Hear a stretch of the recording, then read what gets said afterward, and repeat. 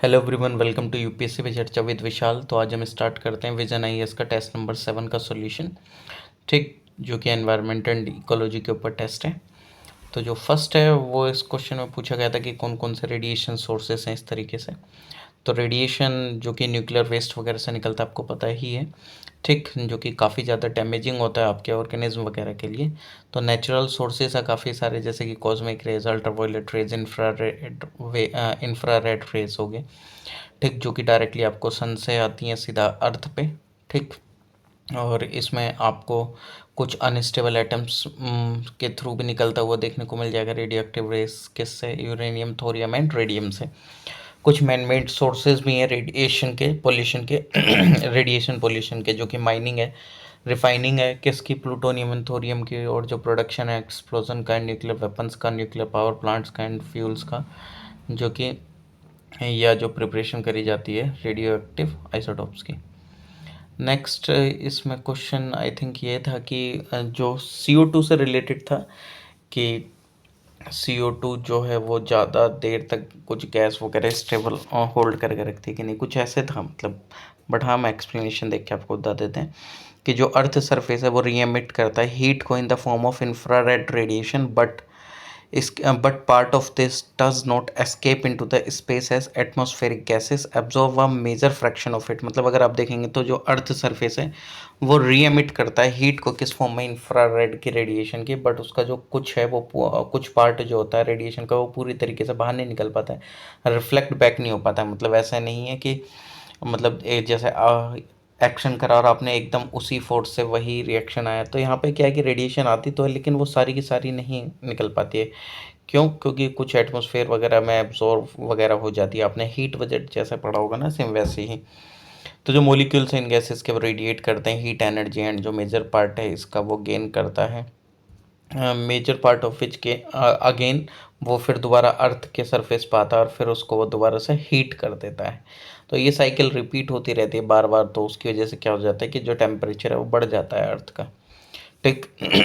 Spring shock क्या होता है? तो ये एक एसिड शॉक है, जिसका मतलब क्या होता है कि ये रेफ़र करता है कि जो सडन डिक्रीज आ जाता है पीएच में वाटर बॉडी की, जो अगर देखा जाए तो टिपिकली ये कब होता है? ये स्प्रिंग में होता है, जिस टाइम पे जो स्नो है वो मेल्ट होती है काफ़ी तेज़ी से, और ड्यूरिंग द विंटर जो स्नो है वो एक्यूमुलेट हो जाती है।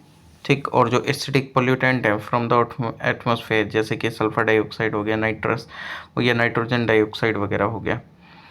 तो जिस टाइम पे जो स्नो है वो मेल्ट होती है क्विकली, तो वो रिलीज़ करती है पोल्यूटेंट्स लेक्स में, रिवर्स में, स्ट्रीम्स में, एंड इसकी वजह से क्या होता है? रैपिड इंक्रीज देखने को मिलेगा एसिडिटी में।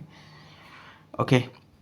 जो नेक्स्ट है कि जो बर्निंग फॉसिल फ्यूल की पावर जनरेशन के लिए प्रोड्यूस करता है 70% ऑफ द टोटल SO2 जो कि एमिट होती है एटमॉस्फेयर में। ये जो ऑक्साइड है वो ट्रांसपोर्ट होती है फिर 1000 ऑफ किलोमीटर अपने प्लेस ऑफ रिलीज से, और फिर ये रहती हैं एयर में एंड कन्वर्ट होती हैं एसिड्स वगैरह में। एंड जो स्नो एंड जो आइस है वो फॉर्म करता है ओवर, मतलब जो स्नो एंड जो आइस है वो फॉर्म होती है लेक्स एंड रिवर के ऊपर, और तो उनके ऊपर पर काफ़ी ज़्यादा सल्फ्यूरिक एसिड रहता है।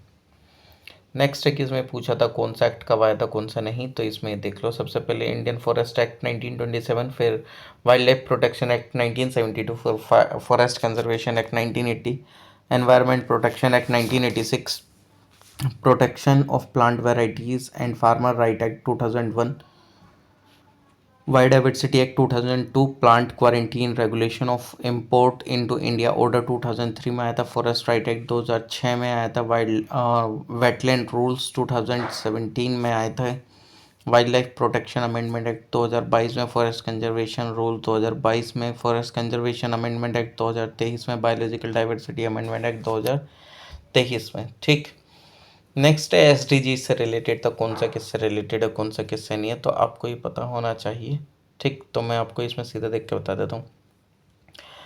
SDG 1 no poverty, SDG 2 zero hunger, 3 है गुड हेल्थ एंड वेलबींग, 4 है क्वालिटी एजुकेशन, 5 है जेंडर इक्वलिटी, 6 है clean water and sanitation, 7 affordable and clean energies, 8th decent work and economic growth, 9th है industry innovation and infrastructure, 10th है reduced inequalities, 11th है sustainable cities and communities, 12th है responsible consumption, and production 13 है, climate action 14 है, life below water 15, life on land 16, piece justice and strong institutions 17, partnership for the goals. ठीक, ये जो 2030 तक हमें क्या करने हैं, अचीव करने हैं। इसमें ये पूछा था कि ये जो 1999 का जो गटनबर्ग प्रोटोकॉल है ये किस चीज़ से रिलेटेड है। इसका एम है कि इम्प्रूव करना quality, air quality across border. और ये जो प्रोटोकॉल है ये क्या है, ये convention on long range transportatory air pollution का है। ये किसका, United Nation Economic Commission for Europe का। एंड स्पेशली एड्रेस करता है ये कि किस तरीके से एसिडिफिकेशन का कम करना है, यूट्रोफिकेशन का। ठीक, ये ग्राउंड लेवल ओजोन का। और जब प्रोटोकॉल है वो डिफाइन करता है emission ceilings, technical standards reduce करने के लिए air pollutant emissions and emission की limit value for technical facilities. Next, इसमें पूछा था ज़ीरो डेब्रीज करेक्टर क्या है। ये जो 12 नेशंस हैं उन्होंने साइन करा था zero debris charter European Space agency पे, यूरोपियन यूनियन स्पेस काउंसिल के, जो कि सॉलिडिफाई करते हैं इनकी कमिटमेंट लॉन्ग टर्म सस्टेनेबिलिटी को लेके ह्यूमन एक्टिविटीज़ की अर्थ ऑर्बिट में। और इन एडिशन टू 12 कंट्रीज जो यूरोपियन स्पेस एजेंसी है उसने साइन करा था zero debris charter as an international organisation. ठीक, और जो चार्टर्स करंट सिग्नेटरीज हैं वो क्या हैं, जो मतलब इसके करंट सिग्नेटरीज हैं कौन कौन सी कंट्रीज़ हैं, Austria, Belgium, Cyprus, Estonia, Germany, Lithuania, Poland, Portugal, Romania, Slovakia, Sweden and United Kingdom, India, US and China जो कि इसके सिग्नेटरी नहीं है। ओके, चलो बाकी तो इसमें इतना ज़्यादा देखो, इतना ज़्यादा ध्यान में नहीं रह पाता है, तो जो जो इम्पोर्टेंट है वो तो मैं बता ही देता हूँ। इसमें पूछे इसमें आई थिंक एक मेमोरेंडम ऑफ, हाँ, UNESCO memory of the world program से रिलेटेड पूछा था इसमें कुछ, तो चलो मैं बता देता हूँ। तो जो 3 इंडियन लिटरेरी वर्क्स हैं जैसे रामचरितमानस, पंचतंत्र एंड क्षत्रिय लोकान, ये एडिट करे गए थे किसमें, यूनेस्को की memory of the world Asia Pacific regional register में। जिस टाइम पे 10th मीटिंग हुई थी memory of the world committee की फॉर एशिया एंड पैसिफिक को लेके, तो जो यूनेस्को की memory of the world program है वो एक इंटरनेशनल कोऑपरेशन स्ट्रेटेजी है जिसका एम है सेफ गार्ड करना, प्रोटेक्ट करना, फैसिलिटेटिंग करना access to and use of किसका, डॉक्यूमेंट्री हेरिटेज वगैरह का, और स्पेशली हेरिटेज जो कि रेयर एंड एंडेंजर्ड है। ठीक, और अगर देखेंगे तो according to its charter UNESCO ने लॉन्च करा था इनिशिएटिव ये 1992 में। ठीक, जो memory of the world Asia Pacific committee है जो कि इंक्लूड करे उसने 3 इंडियन टेक्स्ट को और सेलिब्रेट करा एशिया पैसिफिक अचीवमेंट को इन जीनियोलॉजी, लिटरेचर एंड साइंस, और along with 3 Indian items on the list. तो जो मेंबर स्टेटों ने इंस्क्राइब करा 20 आइटम्स को during the 2024 cycle. Wild life protection act 1972 जो कि अभी लास्ट अमेंड हुआ था 2022 में, तो इनमें से कौन कौन सी अथॉरिटी इसके अंडर में वर्क करती है वो इसमें पूछा था। तो देखो भाई साहब, सेंट्रल जो अथॉरिटी इसी के अंडर से बनी है national board for wild life भी, नेशनल टाइगर कंजर्वेशन अथॉरिटी भी, wild life crime control bureau भी। ठीक, कुछ फीचर बता देते हैं इस वाइल्ड लाइफ प्रोटेक्शन एक्ट के। ये जो एक्ट है प्रोवाइड करता है फॉर्मेशन वाइल्ड लाइफ फॉर्मेशन के लिए वाइल्ड लाइफ एडवाइजरी बोर्ड्स की एंड वाइल्ड लाइफ वार्डन की, एंड स्पेसिफाई करता है इनकी पावर एंड ड्यूटीज़ को। यह हेल्प करता है इंडिया को एक पार्टी बनने के लिए साइटेस की। और पहली बार एक कॉम्प्रिहेंसिव लिस्ट आपको देखने को मिली endangered wild life of the country की जो कि प्रिपेयर करेगी। और जो एक्ट था इन्हें प्रोहिबिट करा हंटिंग एंडेंजर्ड स्पीसीज़ की, शेड्यूल एनिमल जो कि प्रोहिबिट है फ्रॉम बीइंग ट्रेड एज पर द एक्ट्स प्रोविजंस। और ये जो एक्ट है प्रोवाइड करता है लाइसेंस सेल करने के लिए, transfer and possession of some मेडिक वाइल्ड लाइफ स्पीसीज, और ये प्रोवाइड करता है establishment wildlife sanctuaries, national park वगैरह की। ठीक, और सेंट्रल जू अथॉरिटी ये आपको पता ही होगा कि ये इस्टेब्लिश हुई थी 1992 में। ठीक, ये सेंट्रल बॉडी है। National board for wild life ये कॉन्स्टिट्यूट हुई थी एज ए स्टैट्यूटरी ऑर्गेनाइजेशन। ठीक, और NTCA अगर आप देखेंगे तो ये भी एक स्टैट्यूटरी बॉडी है ministry of environment, forest and climate change की, जिसका overall supervisory and coordination part perform करता है। Capacity is as given in the act. Wild life crime control bureau एक स्टैट्यूटरी मल्टी डिसिप्लिनरी बॉडी है जो कि establish करी गई थी गवर्नमेंट के द्वारा under the ministry of environment and forest, combat करने के लिए ऑर्गेनाइज वाइल्ड लाइफ क्राइम को कंट्री में under the wildlife protection act 1972। Conservation assured CATS जो कि एक मैनेजमेंट टूल है जो कि सेट करता है बेसिक क्राइटेरिया इफेक्टिव मैनेजमेंट के लिए टाइगर कंजर्वेशन रिजर्व का और अदर कंजर्वेशन रिजर्व का एंड प्रोटेक्टेड एरियाज का, जिनको जहाँ पे हायर टाइगर पॉपुलेशन आपको देखने को मिलेगी। ये बेस्ड 7 प्रिंसिपल्स पे और मिनिमम 17 विद 17 मिनिमम स्टैंडर्ड्स जो कि एसोसिएटेड क्राइटेरिया हैं फॉर इफेक्टिव मैनेजमेंट। ठीक, ये एड्रेस करता है मल्टीपल फैक्टर जो कि इम्पैक्ट करते हैं कंजर्वेशन मैनेजमेंट को, इंक्लूडिंग ये सपोर्ट करते हैं किसको, रेसिडुअल ह्यूमन पॉपुलेशन को, एनहेंस करते हैं overall biodiversity richness, prey base habitat cover, and also consider करता है लीगल कंटेक्स्ट एरिया का इन terms of content application and capacity of those on the ground enforce करने के लिए लॉस को। ड्रिवन करा जाता है CATS पार्टनरशिप के द्वारा जो कि कंप्राइज करते हैं टाइगर रेंज गवर्नमेंट की, इंटर गवर्नमेंटल एजेंसीज की, कंजर्वेशन ऑर्गेनाइजेशंस की एंड अदर इंस्टीट्यूशंस की, जैसे कि global tiger forum, IUCN united nation development programme WWF। Secretariat जो है CATS का होस्ट करा जाता है वो WWF के द्वारा। ये की एलिमेंट रियलाइज करने में एम्बिशियस गोल डबल करने को लेकर ग्लोबल टाइगर पॉपुलेशन की 2022 तक का जो कि एक कमिटमेंट था जो कि करा गया था 13 टाइगर रेंज कंट्रीज़ के द्वारा। नेपाल फर्स्ट TRC है जिसने कि इम्प्लीमेंट करा इस प्रोसेस को, और टू डेट अब तक ये जो 3 साइट्स हैं, लैंडस्टोन फॉरेस्ट डिवीजन उत्तराखंड में इंडिया की, और चितवन नेशनल पार्क नेपाल में, सिखोते एलिन नेचर रिजर्व रशिया में, उनको अवार्ड कराया गया है CATS अप्रूव्ड स्टेटस। इसमें जो अर्थ का जो मैग्नेटिक फील्ड है वो एक क्रूशियल शील्ड है जो कि प्रोटेक्ट करता है प्लैनेट्स को हार्मफुल सोलर रेडिएशन वगैरह से। तो आई थिंक इसमें एक क्वेश्चन था कि ये जो इसमें मैग्नेटिक फील्ड है वो कैसे जनरेट होता है। ये वो तो ऑब्वियसली बात है, जो मोल्टन फॉर्म में आपको आयरन देखने को मिलेगा कोर के अंदर में, आउटर कोर में, तो उसकी तो अर्थ मूवमेंट करती है, तो जो मूवमेंट होता है तो जो मोल्टन आयरन है उसका भी मूवमेंट होता है, इलेक्ट्रॉन का मूवमेंट होता है, इलेक्ट्रिसिटी जनरेट होती है, तो भाई सब मैग्नेटिक फील्ड जनरेट हो रहा है। ठीक, तो ये वो बोल रहा था कि मोल्टन फॉर्म में होता है ये। फिर जो अर्थ की जो इनविजिबल मैग्नेटिक फील्ड है वो एकदम ज्योग्राफिकल मतलब जो लाइंस हैं उससे एकदम मैच करता है, ज्योग्राफिकल पोल से जो मैग्नेटिक पोल से, ऐसा नहीं है, दोनों अलग अलग हैं। तीसरा था कि हाँ ये जो रिवर्सल होता है इसका, जो ये जस्ट लाइक जैसे पहले नॉर्थ ऊपर था फिर नीचे साउथ आ गया, मैग्नेटिक पोल की बात कर रहा हूँ, तो ये चेंज होता है कई सालों में, तो ऑब्वियसली बात है इसको 2 लाख सालों में ही चेंज होता रहता है कि जो साउथ पोल है वो नॉर्थ पोल बन जाता है मैग्नेट का, फिर वो जो नॉर्थ है वो साउथ पोल बन जाता है।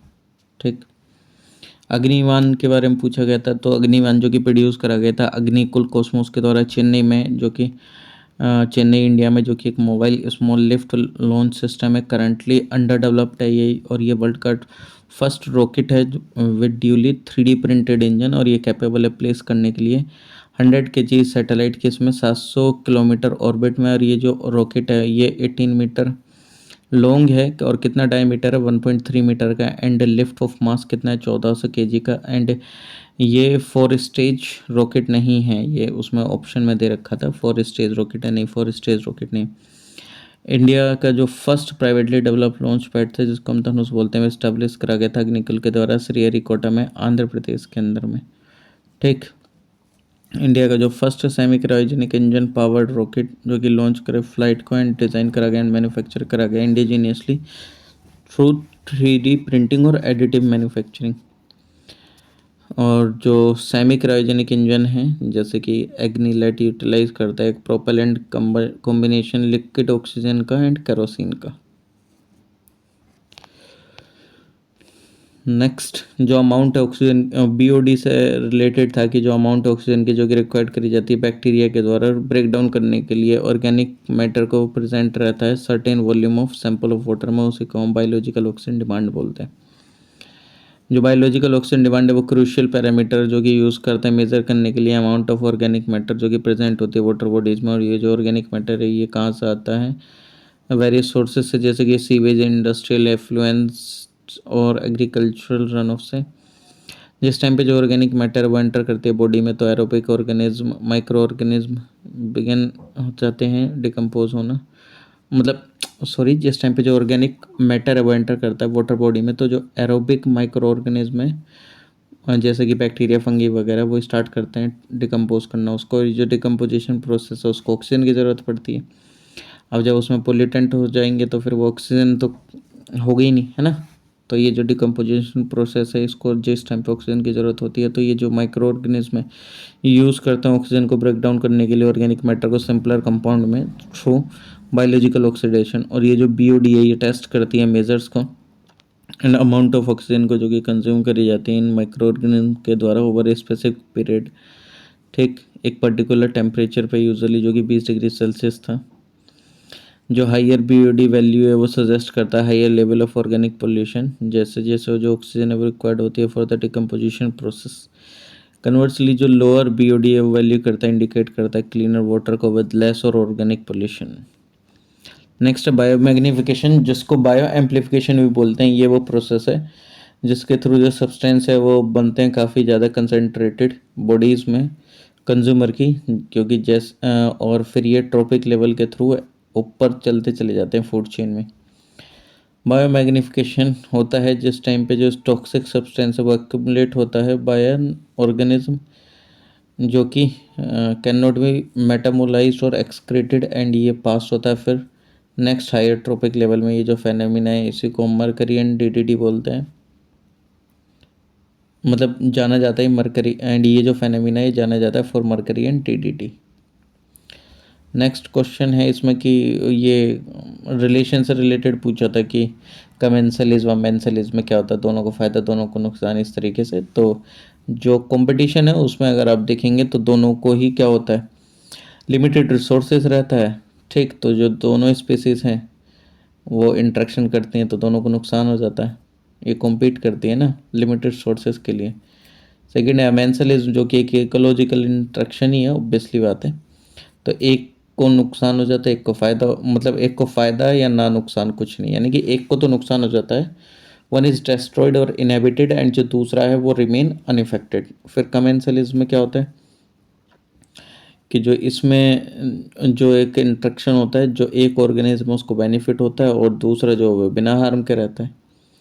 नेक्स्ट है कि जो इन स्पेस के बारे में पूछा गया था, इन स्पेस ने रिलीज़ करी गाइडलाइन इम्प्लीमेंटेशन करने के लिए इंडियन स्पेस पॉलिसी 2023 की। Indian national space promotion and authorise centre जो कि इन स्पेस था उसमें एंड जो उसके ऑटोनोमस सिंगल विंडो थी वो nodal agency with in the department of space वो कॉन्स्टिट्यूट हुई इन अक्टूबर 2021 विद द मैंडेट कि वो ऑथराइज करे ऑल स्पेस एक्टिविटीज़ जो कि करी जा रही हैं गवर्नमेंट के द्वारा एंड नॉन गवर्नमेंटल एंटिटीज़ के द्वारा कंट्री के अंदर में। ठीक, IUCN एक इंटरनेशनल ऑर्गेनाइजेशन है जो कि वर्क करती है फील्ड में किसके, nature conservation and sustainable use के रिगार्डिंग नेचुरल रिसोर्सेज के। ठीक, ये जो ऑर्गेनाइजेशन ये जानी जाती है कंपाइलिंग के लिए, पब्लिशिंग के लिए IUCN रेड लिस्ट को जो कि असेस करता है कंजर्वेशन स्टेटस स्पीसीज का वर्ल्ड वाइड। जो IUCN सिस्टम है वो यूज़ करता है एक set of 5 quantitative criteria assess करने के लिए एक्सटेंशन रिस्क एक गिवन स्पीसीज का। इन जनरल ये जो क्राइटेरिया कंसिडर करता है कि अगर देखा जाए तो जो एक्सटेंशन रिस्क है स्पीसीज का वो हम कैसे बताते हैं कि हाँ भाई ये एक्सटेंशन हो गया है, या तो जो रेट ऑफ पॉपुलेशन वो डिक्लाइन हो जाए, या जो जोग्राफिक रेंज है उसके अकॉर्डिंग, या जो स्पीसीज़ हैं वो ऑलरेडी पजेस करते हैं कि स्मॉल पॉपुलेशन साइज़, या जो स्पीसीज़ हैं वो काफ़ी ज़्यादा स्मॉल होती हैं और रहती हैं एक रेस्ट्रिक्टेड एरिया में। ये जो रिजल्ट है क्वांटिटेटिव एनालिसिस का वो इंडिकेट करता है एक हाई प्रोबेबिलिटी एक्सटेंशन की wild in the wild. Deep fake के बारे में पूछा गया कि ये जो डीप फेक हैं वो रेफ़र करते हैं एक सिंथेटिक मीडिया को जो कि यूजुअली इमेजेस होते हैं जो वीडियोस होती हैं जो क्रिएट होती हैं यूज़ करके AI and deep learning techniques का। ठीक, ये कॉम्बिनेशन है डीप लर्निंग का और न्यूरल नेटवर्क का with multiple layers and fake वगैरह कर दिया जाता है ना कि किसी का चेहरा किसी पे लगा दो। अभी तो बहुत ज़्यादा ये चल रहा था, डिफेम करने के लिए काफ़ी सारे कंसर्न आ जाते हैं। तो इसमें बोला गया था सेकेंड स्टेटमेंट में कि ये 66 सेक्शन 66D जो इंफॉर्मेशन टेक्नोलॉजी एक्ट 2000 है उसमें डिफाइन है। अरे उसमें कैसे डिफाइन हो जाएगी, ये तो अभी बहुत ज़्यादा प्रख्यात में है। तो उस टाइम पे ये लॉ बना था, उस टाइम पे ये सारी चीज़ें इतना इन पे मतलब कोई ध्यान ही नहीं दे रहा था और ध्यान भी नहीं दे सकता था। ठीक। नेक्स्ट है कि इंडोर एयर पोल्यूशन जो कि क्रिएट होता है रिलीज होने से हार्मफुल पोल्यूटेंट्स का इनसाइट। ये जो इंक्लूड करते हैं मतलब जैसे कि इसमें आपको पार्टिकुलेट मैटर, कार्बन मोनोऑक्साइड और काफ़ी अदर टॉक्सिन्स देखने को मिलेंगे। इंडोर एयर पोल्यूशन जो कि एक बिग प्रॉब्लम है डेवलपिंग कंट्रीज़ में, जहाँ पे जो पीपल हैं वो ऑफन बर्न करते हैं फ्यूल को indoor for cooking and heating. और ये एक कंसर्न है पीपल के लिए भी जो कि रह रहे हैं एनर्जी एफिशिएंट होम्स वगैरह में। ये जो प्रायोरिटीज़ हैं tend to be relatively airtight. इसका मतलब क्या है कि ये जो एयर जो कि उनके अंदर रहती है वो क्विकली एक स्टेगनेंट बन जाती है एंड पोल्यूटेंट लेवल जो है वो राइज होते हैं रैपिडली। ठीक। रेडून जो कि एक invisible radio active atom gas है जो कि रिजल्ट मतलब जो कि किस चीज़ से होता है, रेडियो एक्टिव डिके से रेडियम के, जो कि आपको देखने को मिल जाता है रॉक फॉर्मेशंस के समय पे। ठीक। और अगर आप देखेंगे कुछ बिल्डिंग मटेरियल वगैरह में भी रेडोन जो कि एक सेकंड मोस्ट फ्रिक्वेंट कोज है लंग कैंसर का after cigarette smoking. Biological chemicals अगर देखा जाए तो ये राइज होते हैं from a host of means, जैसे कि like moisture induced growth of mould colonies and जो नेचुरल सब्सटेंसेस है वो रिलीज होते हैं एयर में, जैसे कि animal dander and plant pollen. और ये एलर्जेंस एंड ग्रेव्ड अस्थमा वगैरह हो जाता है। वोलेटाइल ऑर्गेनिक कंपाउंड ये दे एमिटेड एज गैस के फॉर्म में एमिट होते हैं फ्रॉम सर्टेन सॉलिड और liquid paints and liquids, pesticide, building material and furnishing, office equipment, correction fluid, glues and adhesive permanent markers and photographic solutions. और जो काफ़ी सारे जो एयर फ्रेशनर है वो अगर आप देखेंगे उसमें कार्सिनोजन वोलेटाइल ऑर्गेनिक कंपाउंड जो कि किडनी डिसीज़ वगैरह कर देते हैं। कार्बन मोनोऑक्साइड जो कि काफ़ी ज़्यादा हार्मफुल है। ठीक। हेल्थ के पर्सपेक्टिव से भी अगर देखा जाए तो नेक्स्ट है 10th और 12th जो स्टैंडर्ड स्टूडेंट थे CISE बोर्ड से वो ऑब्टेन कर रहे हैं अब क्या verified marksheet through digital local platform. तो इसके बारे में बोला गया था कि ये जो है ऑब्वियसली बात है ये ऑथोराइज्ड है और आप इसमें डॉक्यूमेंट अपने दिखा सकते हैं अगर आपके पास फिजिकल फॉर्म में डॉक्यूमेंट नहीं है। और ये किस मिनिस्ट्री में आते हैं, ministry of electronics and IT, उसमें ऑप्शन में दे रखा था एजुकेशन मिनिस्ट्री। सेकंड ऑप्शन ये था कि अगर आप सिर्फ इसको आधार से ही मतलब ऑथेंटिकेट कर सकते हैं, नहीं ऐसा नहीं, आप मोबाइल नंबर से भी कर सकते हैं। ठीक। नेक्स्ट है यूट्रोफिकेशन। एक प्रोसेस है जहाँ पे जो वाटर बॉडीज़ हैं जैसे कि लेक, रिवर या कोस्टल एरियाज़ वगैरह वो उनमें काफ़ी ज़्यादा न्यूट्रेंट हो जाता है, पर्टिकुलरली नाइट्रोजन एंड फॉस्फोरस वगैरह, और एक्सेसिव ग्रोथ हो जाती है एल्गे की एंड अदर एक्वेटिक प्लांट्स वगैरह की। यूट्रोफिकेशन जो है वो नेचुरल भी हो जाता है और एक्सेलरेटेड भी हो जाता है ह्यूमन एक्टिविटीज़ की वजह से। बायोलॉजिकल ऑक्सीजन डिमांड जो कि एक मेजर अमाउंट ऑफ ऑक्सीजन को देखने के लिए जो कि ऑर्गेनिज्म को ज़रूरत होती है ब्रेक डाउन करने के लिए ऑर्गेनिक मैटर को इन वाटर सैंपल एक ओवर स्पेसिफाइड पीरियड पे। और ये एक इम्पोर्टेंट इंडिकेटर है वाटर क्वांटिटी का। यूट्रिफिकेशन इंक्रीज कर देता है बायोलॉजिकल ऑक्सीजन डिमांड को भी वाटर बॉडी की, ऑब्वियसली बात है। यूट्रिफिकेशन की वजह से डिक्रीज हो जाती है ऑक्सीजन लेवल कहाँ, वाटर बॉडीज़ के अंदर में। ठीक। ये तो एकदम बेसिक कंसेप्ट है। अगर आपको और भी अच्छे से एकदम ज़ीरो से ही जानना है तो आप मेरा PMFIAS का मैंने रिकॉर्डिंग कर रखा है, आप वो प्लेलिस्ट मेरी देख सकते हैं। सेंट्रल पोल्यूशन कंट्रोल बोर्ड अगर देखा जाए तो ये एक स्टेचुटरी ऑर्गेनाइजेशन है जो कि कॉन्स्टिट्यूट हुई थी सितंबर 1974 में under the water prevention and control of pollution act 1974 में के थ्रू। फर्दर जो CPCP है वो interest with the power and जो फंक्शंस हैं under the air prevention and control pollution act 1981। ये सर्व करता है as a field formation and ये प्रोवाइड करता है टेक्निकल सर्विस किसको, ministry of environment and forest को of the provision of the environment protection act 1986। Principal functions हैं CPCB के आपको देखने को मिलेंगे water prevention control of pollution act 1974 में, जो air prevention control of pollution act 1981 में, ठीक, जो प्रमोट करते हैं क्लीनलीनेस स्ट्रीम्स की, वेल्स की डिफरेंट एरियाज़ में। स्टेट्स के ऑफ द स्टेट्स किसके द्वारा, by prevention control and abatement करके वाटर पोल्यूशन को इम्प्रूव करना, quality of air and prevent करना, कंट्रोल और अवेट करना एयर पोल्यूशन को कंट्री में, फंक्शन क्या सीपीसीपी नेशनल लेवल पे एडवाइस करना सेंट्रल गवर्नमेंट को किसी मैटर में, ऑन एनी मैटर जो कि कंसर्न रिलेटेड है प्रिवेंशन कंट्रोल से रिलेटेड, वाटर के एंड एयर पोल्यूशन के एंड इम्प्रूवमेंट के, क्वालिटी ऑफ एयर की, ठीक। चलिए, कोऑर्डिनेट करता है एक्टिविटीज़ का स्टेट बोर्ड और रिजॉल्व करता है डिस्प्यूट उनके बीच में, प्रोवाइड करता है टेक्निकल असिस्टेंट, ठीक। प्लान एंड ऑर्गेनाइज करता है ट्रेनिंग ऑफ पर्सन की जो कि एंगेज होते हैं इन द प्रोग्राम और द प्रिवेंशन कंट्रोल और abatement of water and air pollution, organise होते हैं through mass media, comprehensive mass awareness programme and the prevention को लेके, कंट्रोल और अबेटमेंट को लेके वाटर एंड एयर पोल्यूशन की, ठीक।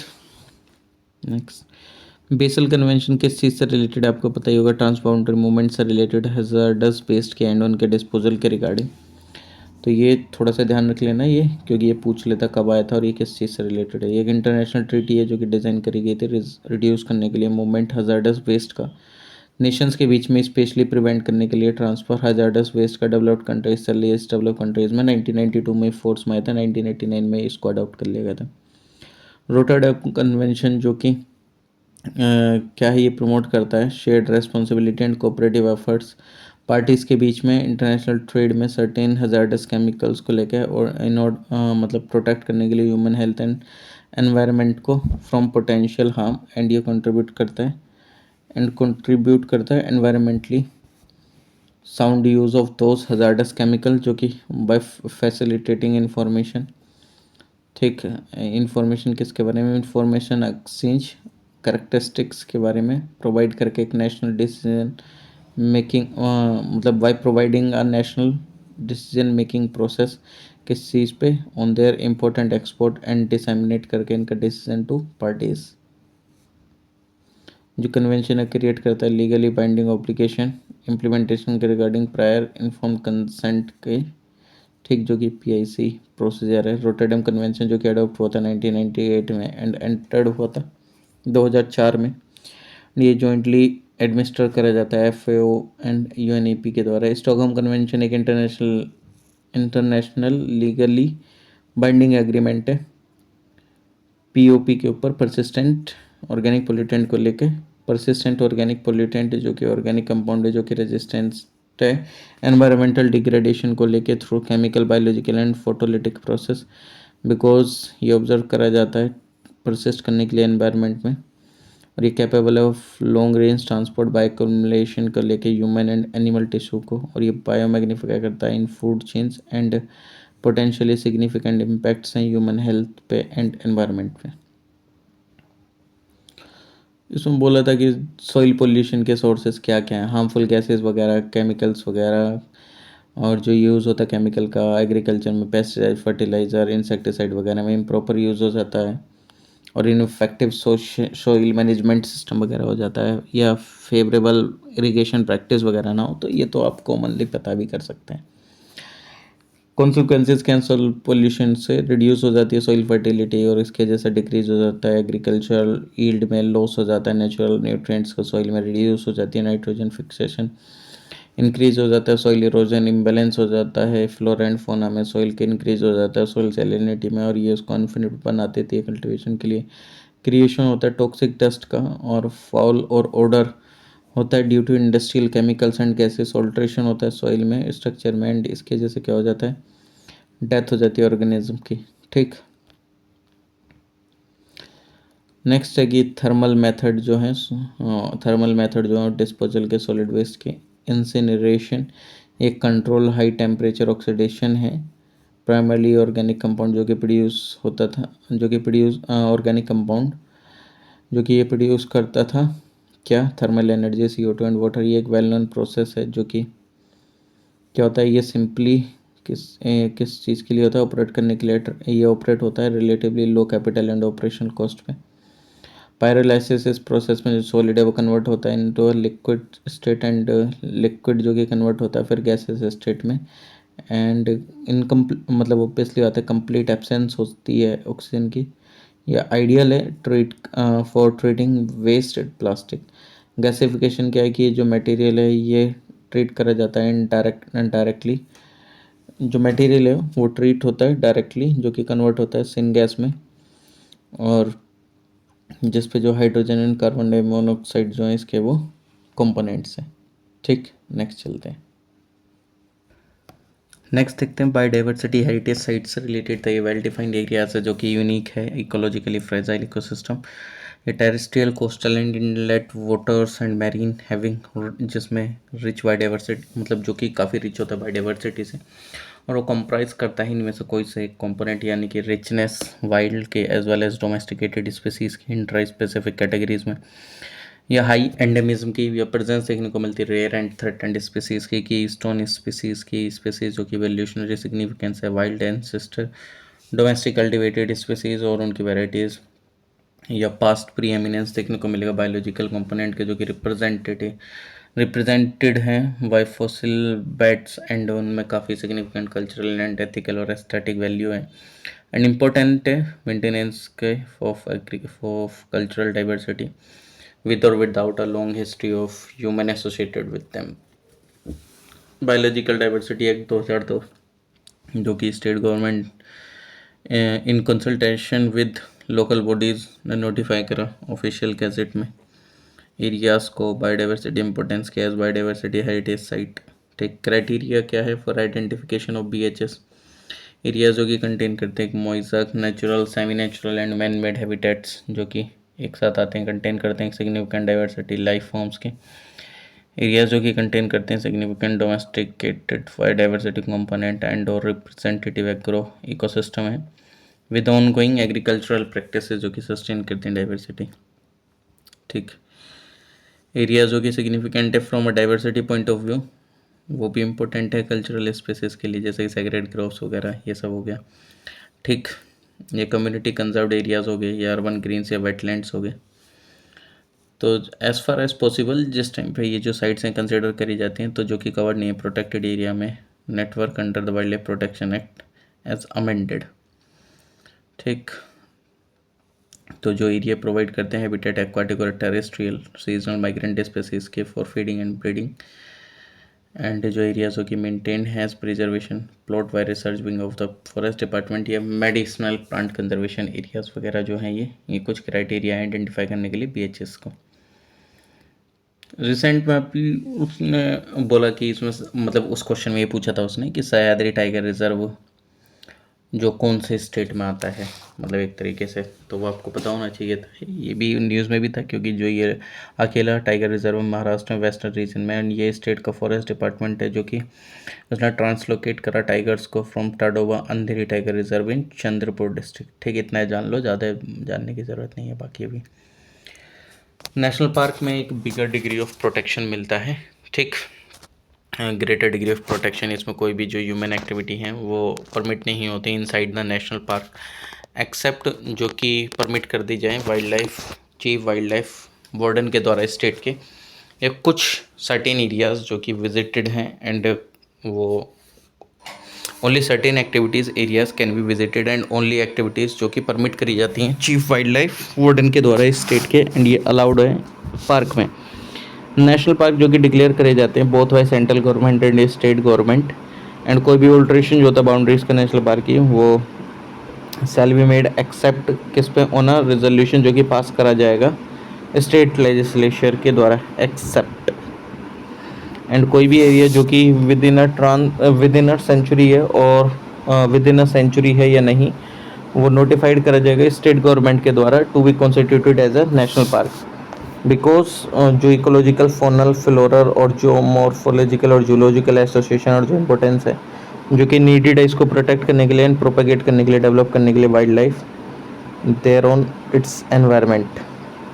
नेशनल पार्क जो कि प्रोवाइड करता है प्रोटेक्शन एंटायर इकोसिस्टम को, जो कि फ्लोरा फोना लैंडस्केप हैं उस रीजन के। तो जो नेशनल पार्क है वो not only conserve wild life but ये प्रोवाइड करता है diversion environmental and landscape heritage का in a manner that does not harm, और ये प्रोवाइड करता है एन्जॉयमेंट फ्यूचर जनरेशन के लिए भी। कार्बन फार्मिंग जिसका एम है इम्प्लीमेंट करना, रीजनरेटिव करना एग्रीकल्चर प्रैक्टिसेस का, जो कि रिस्टोर करते हैं इकोसिस्टम हेल्थ को वाइल इंप्रूव करना एग्रीकल्चर प्रोडक्टिविटी को एंड सोइल हेल्थ को एंड मिटिगेट करना क्लाइमेट चेंज को एनहेंस करके कार्बन स्टोरेज का एग्रीकल्चर लैंडस्केप में रिड्यूस करना ग्रीन हाउस गैस एमिशन का। ठीक, ये कार्बन फार्मिंग का एम है। ओके, और अगर देखा जाए तो जो कार्बन फार्मिंग है वो मतलब कैन बी चैलेंजिंग इन कहाँ कहाँ पे, हॉट एंड ड्राई एरियाज़ में, जहाँ पे जो अवेलेबिलिटी है वाटर की वो काफ़ी ज़्यादा लिमिटेड है। ठीक, तो जहाँ पे पानी की कमी है तो वहाँ पे थोड़ा सा चैलेंजिंग हो जाता है। ओके, काजा 2024 ये क्या है, ये पूछा था कि जो हेड्स ऑफ स्टेट समिट जो कि एंड हुई कहाँ, जाम्बियन रिसोर्ट में, जो कि टाउन है किसका, लिविंगस्टोन का। कब ख़त्म हुआ, 31 मई को। जो लीडर्स थे 5 मेंबर कंट्रीज़ के वो एग्री हुए आर्ग्यू करने के लिए देयर केस, अपना केस अपलिफ्ट करने के लिए बैन को आइवरी ट्रेड पे 20th मीटिंग पे कांग्रेस कॉन्फ्रेंस ऑफ पार्टीज़ की, जो कि convention on international trade in endangered species को लेके थी। ठीक, due next year in Geneva Switzerland.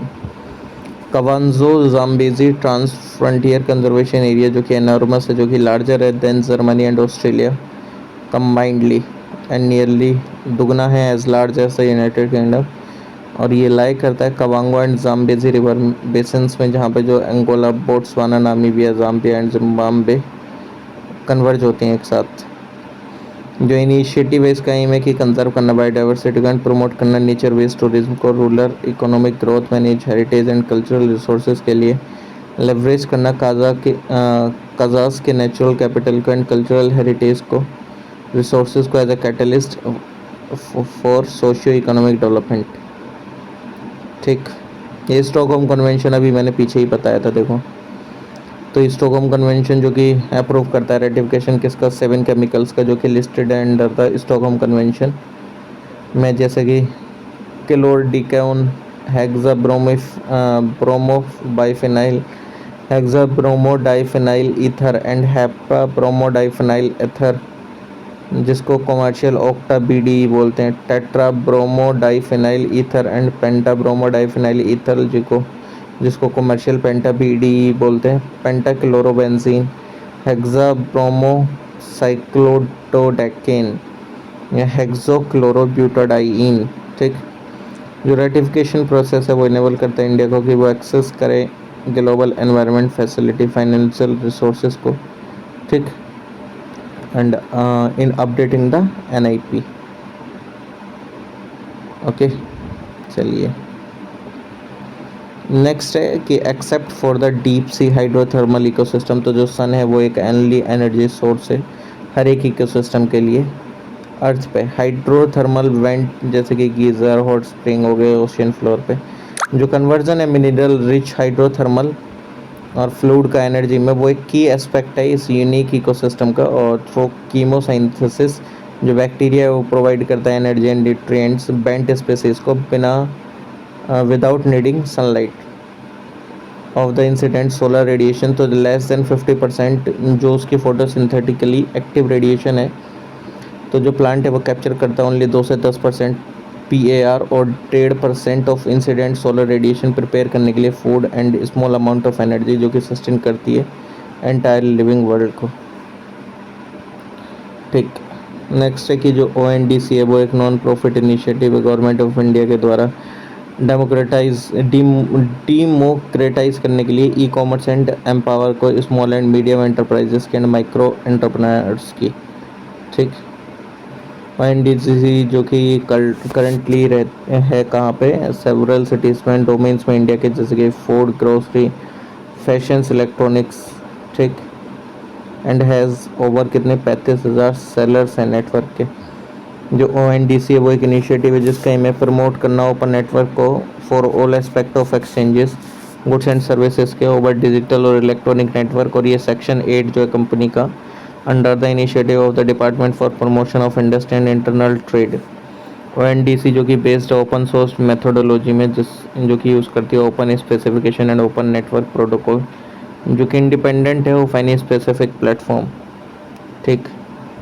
ONDC जो कि एक नेटवर्क है जो कि बेस्ड है ऑन ओपन प्रोटोकॉल एंड ये इनेबल करता है लोकल कॉमर्स को अक्रॉस सेगमेंट्स जैसे कि mobility, grocery, food order and delivery, hotel booking and travel among others. और डिस्कवर्ड है and engaged, to be discovered and engaged by any network enabled application. Edaphic factor जो कि include करते हैं soils के physical, chemical and biological properties को, जो कि आपको देखने को मिलेगा बायोलॉजिक एंड जियोलॉजिक फेनोमिना से और एंथ्रोपोजेनिक एक्टिविटीज़ से, ठीक।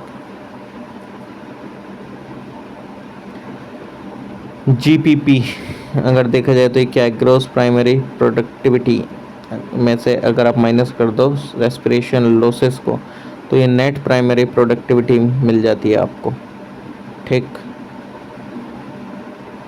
नेट प्राइमरी प्रोडक्टिविटी एक अवेलेबल बायोमास कंजम्पशन के लिए हेटरोट्रॉप्स के, जो कि हर्बीवोरस होते हैं, डिकम्पोजर्स होते हैं, ओके। प्राइमरी प्रोडक्टिविटी जो कि डिपेंड करती है प्लांट स्पीसीज पे इनहेबिट करने के लिए पर्टिकुलर एरिया में, ये डिपेंड करती है किस पे होना, वैरायटी ऑफ एनवायरमेंटल फैक्टर पे, जैसे कि availability of nutrients and photosynthetic capacity को लेके प्लांट्स की। देयरफॉर ये वेरी करती है डिफरेंट टाइप ऑफ इकोसिस्टम में। और जो एनुअल नेट प्राइमरी प्रोडक्टिविटी है होल बायोस्फीयर की वो अप्रोक्सीमेटली कितनी है, 170 बिलियन टन ऑर्गेनिक मैटर के। रिसेंटली जो रिपोर्ट है global land outlook thematic report on range land and pastoralist, वो रिलीज़ हुई 21 मई 2024 को, ठीक। जो global land outlook thematic report थी ऑन रेंज लैंड पेस्टोरलिस्ट वो प्रोड्यूस करेगी बाय टीम जो कि लेड करी जाती है ऑथर के द्वारा एंड सेक्रेटरीट के द्वारा, United Nation Convention to Combat Desertification, collaboration करके विद सपोर्टिंग एंड कंट्रीब्यूट करके पार्टनर्स को, consultation with key stakeholder and expert. इसका एम है क्या, पब्लिक GLO एम जो है GLO पब्लिकेशन का रेज करना, अवेयरनेस एंड कम्युनिकेट करना, evidence based policy relevant information को to a variety of stakeholders including national government, designing and implementing their commitment, जिससे कि सस्टेनेबली मैनेज करा जाए एंड रिस्टोर करा जाए लैंड रिसोर्सेज को under this sustainable development goal, including जैसे target जो कि to achieve land degradation neutrality. Kyoto protocol और इन सब, चलो ठीक है, ये तो अभी नहीं पता है पीछे। तो क्योटो प्रोटोकॉल जो कि इंटरनेशनल ट्रीटी है जो कि एक्सटेंड करती है क्या, 1992 का यूनाइटेड नेशन फ्रेमवर्क कन्वेंशन को ऑन क्लाइमेट चेंज जो था, और ये कमिट है कि कमिट करते पार्टीज़ को कि वो रिड्यूस करें ग्रीन हाउस गैसेस के एमिशन को, जो कि up to the permissible limit एक तरीके से, जिससे कि ग्लोबल वार्मिंग को कम कराया जा सके, ठीक। और ह्यूमन मेड CO2 एमिशंस को भी कम करा जा सके। ये प्रोटोकॉल अडॉप्ट हुआ था क्योटो जापान में दिसंबर 11, 1997 में एंड ये अमल में आया था 16 फरवरी 2005 को। ये जो क्योटो प्रोटोकॉल है इसने इंट्रोड्यूस करी थी 3 मार्केट बेस्ड मैकेनिज्म क्रिएट करके, जिसको हम कार्बन मार्केट बोलते हैं। जो क्लीन डेवलपमेंट मैकेनिज्म में ये अलाउ करता है कंट्रीज़ को कि वो मीट करें अपने एमिशंस को reduction target, to meet their emission reduction target purchase करके एमिशंस रिडक्शन क्रेडिट को प्रोजेक्ट से डेवलपिंग कंट्रीज़ में। और जो CDM है वो इनेबल करता है इंडस्ट्रियलाइज कंट्रीज़ को इन्वेस्ट करने के लिए एमिशन में, रिडक्शन करेगा प्रोजेक्ट को in developing countries and earn करेगा सर्टिफाइड एमिशंस रिडक्शन क्रेडिट को। जॉइंट इम्प्लीमेंटेशन अगर देखा जाए तो ये फैसिलिटेट करता है एमिशन रिडक्शन प्रोजेक्ट को बिटवीन इंडस्ट्रियलाइज कंट्रीज, JI जो कि अलाउ करता है इंडस्ट्रियलाइज कंट्रीज़ को कैरी आउट करने के लिए जॉइंट एमिशन रिडक्शन प्रोजेक्ट को विद अदर इंडस्ट्रियलाइज कंट्रीज, और अर्न करता है emission earning emission reduction unit. Emission trading अगर देखा जाए तो इनेबल करता है कंट्रीज़ को कि वो ट्रेड करें एमिशंस का एमिशन अलाउंसेस का मीट करे क्योटो टारगेट्स को। एमिशन ट्रेडिंग अलाउ करता है कंट्रीज़ को विद सरप्लस एमिशन अलाउंसेस और सेल करने के लिए टू कंट्रीज़ जो कि that are over their target, और ये प्रोवाइड करता है flexibility in meeting their commitment under the Kyoto protocol. Global warming potential जो है human generated greenhouse gases की वो एक मेज़र है किस तरीके से जो हीट की कि how much heat each gas, मतलब कितना, एक तरीके से how much heat each gas trap in the atmosphere, जो कि रिलेटिव है कार्बन डाइऑक्साइड से। मतलब कुल मिला के ये पूछा था कौन कितने समय तक गैस रहती है एनवायरनमेंट में। तो कार्बन डाइऑक्साइड 50 से 200 साल, मीथेन 12 से 13, नाइट्रस ऑक्साइड 120, हाइड्रोक्लोरोफ्लोरोकार्बन 1.5 से 209 लाइफ टाइम है ये इनका। और पीएफसी पर फ्लोरोकार्बन्स का 2600 से 50,000 सालों तक, सल्फर हेक्साफ्लोराइड का 3200 सालों तक, एक तरीके से अगर देखा जाए तो। ओके, तो जो करेक्ट डिसेंडिंग ऑर्डर था क्वेश्चन के अकॉर्डिंग, उसमें जो ऑप्शन दिए थे तो उनकी GWP पे ये एटमॉस्फेरिक लाइफ टाइम था ये। और जो GWP यानी कि ग्लोबल वार्मिंग पोटेंशियल किस में ज़्यादा है, तो global warming potential carbon dioxide में 1, मीथेन में 21, नाइट्रस ऑक्साइड में 320, हाइड्रोफ्लोरोकार्बन में 150 से 11,700, पर फ्लोरोकार्बन में 6500 से 9200, SF6 में कितना था 23,900। तो अगर देखा जाए तो सल्फर हेक्साक्लोराइड पहले आएगा, फिर नाइट्रस ऑक्साइड, फिर मीथेन एंड फिर कार्बन डाइऑक्साइड। सेक्रेट ग्रुप्स के बारे में था, तो ये मतलब क्या होते हैं, ये एक तरीके से ट्रेडिशनल जो नॉलेज वगैरह होती है उसको आइडेंटिफाई करा जाता है एक तरीके से। मतलब उन पेड़ों वगैरह की इन तरीके से पूजा नहीं करी जाती, तो ये पवित्र जो चीज़ें मानी जाती हैं एक तरीके से। तो ये कंप्राइज करते हैं पैचेस फॉरेस्ट के और नेचुरल वेजिटेशन के, from a few trees to forest और ऑफ सेवरल एकर्स, जो कि यूजुअली डेडिकेटेड होते हैं लोकल फोक डाइटीज़ के लिए। जो सेक्रेट ग्रुप है वो आइडेंटिफाई करा जाता है लोकल नेम्स के through according to each state. जैसे महाराष्ट्र में इनको देवरई बोलते हैं, सरना झारखंड में, सरपा काबू केरला में, कोयल काडू तमिलनाडु में। बट जो कुछ हैं वो प्रिजर्व्ड हैं प्रॉपरली, ये जो स्पेसीज हैं ये प्रोटेक्टेड है बाय लोकल कम्युनिटीज़, बिकॉज जो इनका रिलीजियस बिलीफ्स एंड जो ट्रेडिशनल रिचुअल्स हैं रन थ्रू सेवरल जनरेशन। मतलब ऑब्वियसली बात है generation to generation carry forward हुआ है, तभी पता है लोगों को, वरना कैसे पता होगा। इंडिया में जो सेक्रेट ग्रुप्स हैं वो आपको देखने को मिलेंगे all over the country and abundantly. किसके? अलोंग द वेस्टर्न घाट। कहाँ? स्टेट्स में। कौन से? केरला एंड कर्नाटक के। जो हाईएस्ट नंबर ऑफ एसजीज आपको देखने को मिलेंगे सेक्रेट ग्रुप्स, वो आपको हिमाचल प्रदेश में मिलेंगे। लिए कितने लोगों? 5,000। एंड जो लोएस्ट हैं वो उत्तराखंड में अराउंड 22, और केरला में है कितने? 2,000। ठीक। जो डिग्री ऑफ सेंसिटिविटी है सेक्रेट ग्रुप्स की वो वेरी करते हैं from one group to another. और जो कुछ फॉरेस्ट हैं, इवन जो ड्राई फोलिएज एंड जो फेलन फ्रूट्स हैं, आर नॉट टच्ड। और जो पीपल बिलीव करते हैं कि जो किसी भी तरीके का डिस्टर्बेंस होता है वो ऑफेंड कर देता है लोकल डाइटी को, और जिसकी वजह से लोकल डाइटी को और क्या हो जाता है, कॉजिंग डिसीजेज, नेचुरल कैलेमिटीज़ वगैरह आ जाती हैं, फेल्यूर क्रॉप्स हो जाता है। एग्जाम्पल गारो एंड खासी ट्राइब जो कि नॉर्थ ईस्टर्न इंडिया की थी, उन्होंने कम्प्लीटली प्रोहिबिट कर दिया था कोई भी ह्यूमन इंटरफेरेंस को सेक्रेट ग्रुप्स में। एंड इन अदर ग्रुप्स जो डेड वुड है और जो ड्राइड लीव्स हैं उनको मे बी उनको उठाया जा सकता है, बट जो जिंदा ट्री हैं और जो इनके ब्रांचेस हैं उनको कभी नहीं काटा जा सकता है। जो गोंड्स हैं सेंट्रल इंडिया के, उन्होंने प्रोहिबिट करा cutting of tree, but allow करा जो पेड़ पत्ते से वो नीचे गिर जाते पत्ते वगैरह, उनको आप यूज़ कर सकते हैं। एल्गल ब्लूम एक क्या हो जाता है, एक डेंस लेयर हो जाती है टिनी ग्रीन प्लांट्स की, जो कि ओकर होती है सरफेस पे लेक्स के एंड अदर बॉडीज पे वाटर की, जहाँ पे जो है एक क्या हो जाता है ओवर अबंडेंस हो जाती है न्यूट्रिएंट्स की, प्राइमरली फॉस्फोरस की, जिस पे जो कि एल्गे डिपेंड करता है। और ये जो इफेक्ट है इसी को हम यूट्रोफिकेशन बोलते हैं। एंड ये इसका जो हायर लेवल हो जाता है किसका? न्यूट्रिएंट्स का, जो कि किसकी वजह से होता है? ह्यूमन पोल्यूशन की, जैसे कि waste water, sewage, manure and fertiliser run off from agriculture. तो उन्होंने फिर पूछा था कि इसमें आपको बताना है कि जो ग्रीन लेयर है ये फॉर्म होती है किससे? डेंस एल्गल ब्लूम से, जो कि अनसाइटली स्मेल्स, मतलब काफ़ी गंदी स्मेल करती है, एंड ये बनाती है वाटर को टॉक्सिक ह्यूमन के लिए एंड फिश के लिए, एंड इसके जैसे इलनेस हो जाती है and in some cases death भी हो जाती है। और जिस टाइम पे जो एल्गे है वो डाई हो जाता है तो ये डिकम्पोज हो जाता है बैक्टीरिया के द्वारा, एंड ये रिमूव करता है ऑक्सीजन को फ्रॉम द वाटर, और ओकेजनली ये फिश जो हैं मर भी जाती हैं। और जो एल्गल ब्लूम्स है वो एक अनफिट बना देता है वाटर को फॉर इवन रिक्रिएशनल यूज़। और ये जो टिनी ऑर्गेनिज्म है देयरफॉर इसमें आपको ह्यूज इम्पैक्ट देखने को मिलेगा हेल्थ पे, वाइल्ड लाइफ पे एंड इकोनॉमीज पे, जो कि डिपेंड करता है फिशिंग पे एंड टूरिज्म पे। ठीक।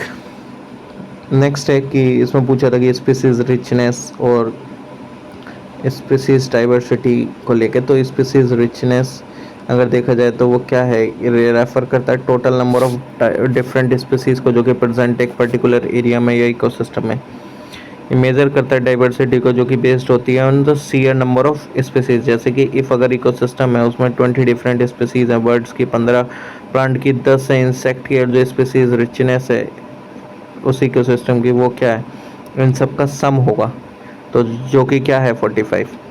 स्पीसीज रिचनेस को डिवाइड कर सकते हैं 3 टाइप में। अल्फा डाइवर्सिटी जो कि रेफर करता है डाइवर्सिटी को एक पर्टिकुलर एरिया में, कम्युनिटी में और इकोसिस्टम में। ये मेजर करा जाता है काउंट करके नंबर ऑफ टैक्सा को जो कि विद इन द इकोसिस्टम आपको देखने को मिलेगी। और बीटा डाइवर्सिटी जो कि स्पीसीज है, जो कि डाइवर्सिटी है बिटवीन इकोसिस्टम, जो कि इन्वॉल्व करती है कंपेयर करना नंबर ऑफ टैक्सा को जो कि यूनिक है to each of the system. Gamma diversity जो कि एक मेजरमेंट है ओवरऑल डाइवर्सिटी का डिफरेंट इकोसिस्टम के within a region. Species evenness जो कि एक मेजर है किस तरीके से जो इवनली जो इंडिविजुअल है इन अ कम्युनिटी वो डिस्ट्रीब्यूटेड है अमंग द डिफरेंट स्पीसीज। ये इंडिकेट करता है कि जो रिलेटिव अबंडेंस है डिफरेंट स्पीसीज का with in an ecosystem. In other word ये असेस करता है वेदर जो ईच स्पीसीज है वो रिप्रेजेंट होते हैं इक्वली, और इफ़ जो कुछ स्पीसीज हैं वो डोमिनेट करती हैं वाइल जो अदर्स होते हैं वो रेयर होती हैं। हाईली इवननेस जो है वो सजेस्ट करती है एक मोर बैलेंस डिस्ट्रीब्यूशन इंडिविजुअल्स का अमंग स्पीसीज, वाइल जो लोअर इवननेस होता है वो इंडिकेट करता है कुछ स्पीसीज का डोमिनेंट एंड अदर जो है वो रेयर होती हैं। तो जो रिजर्व बैंक ऑफ इंडिया उसने रिसेंटली रिलीज करी ड्राफ्ट गाइडलाइन जो कि किसके रिगार्डिंग थी, regarding provisioning for lenders who undertake project finance. ठीक, और रिसेंटली जो डिपार्टमेंट ऑफ कंज्यूमर अफेयर है उसने इशू करा थी warning against drip pricing. Drip pricing जो कि एक प्राइसिंग टेक्निक है जिसके अंदर में जो फर्म है वो एडवर्टाइज करते हैं only part of a product price and reveal करते हैं अदर चार्जेस को बाद में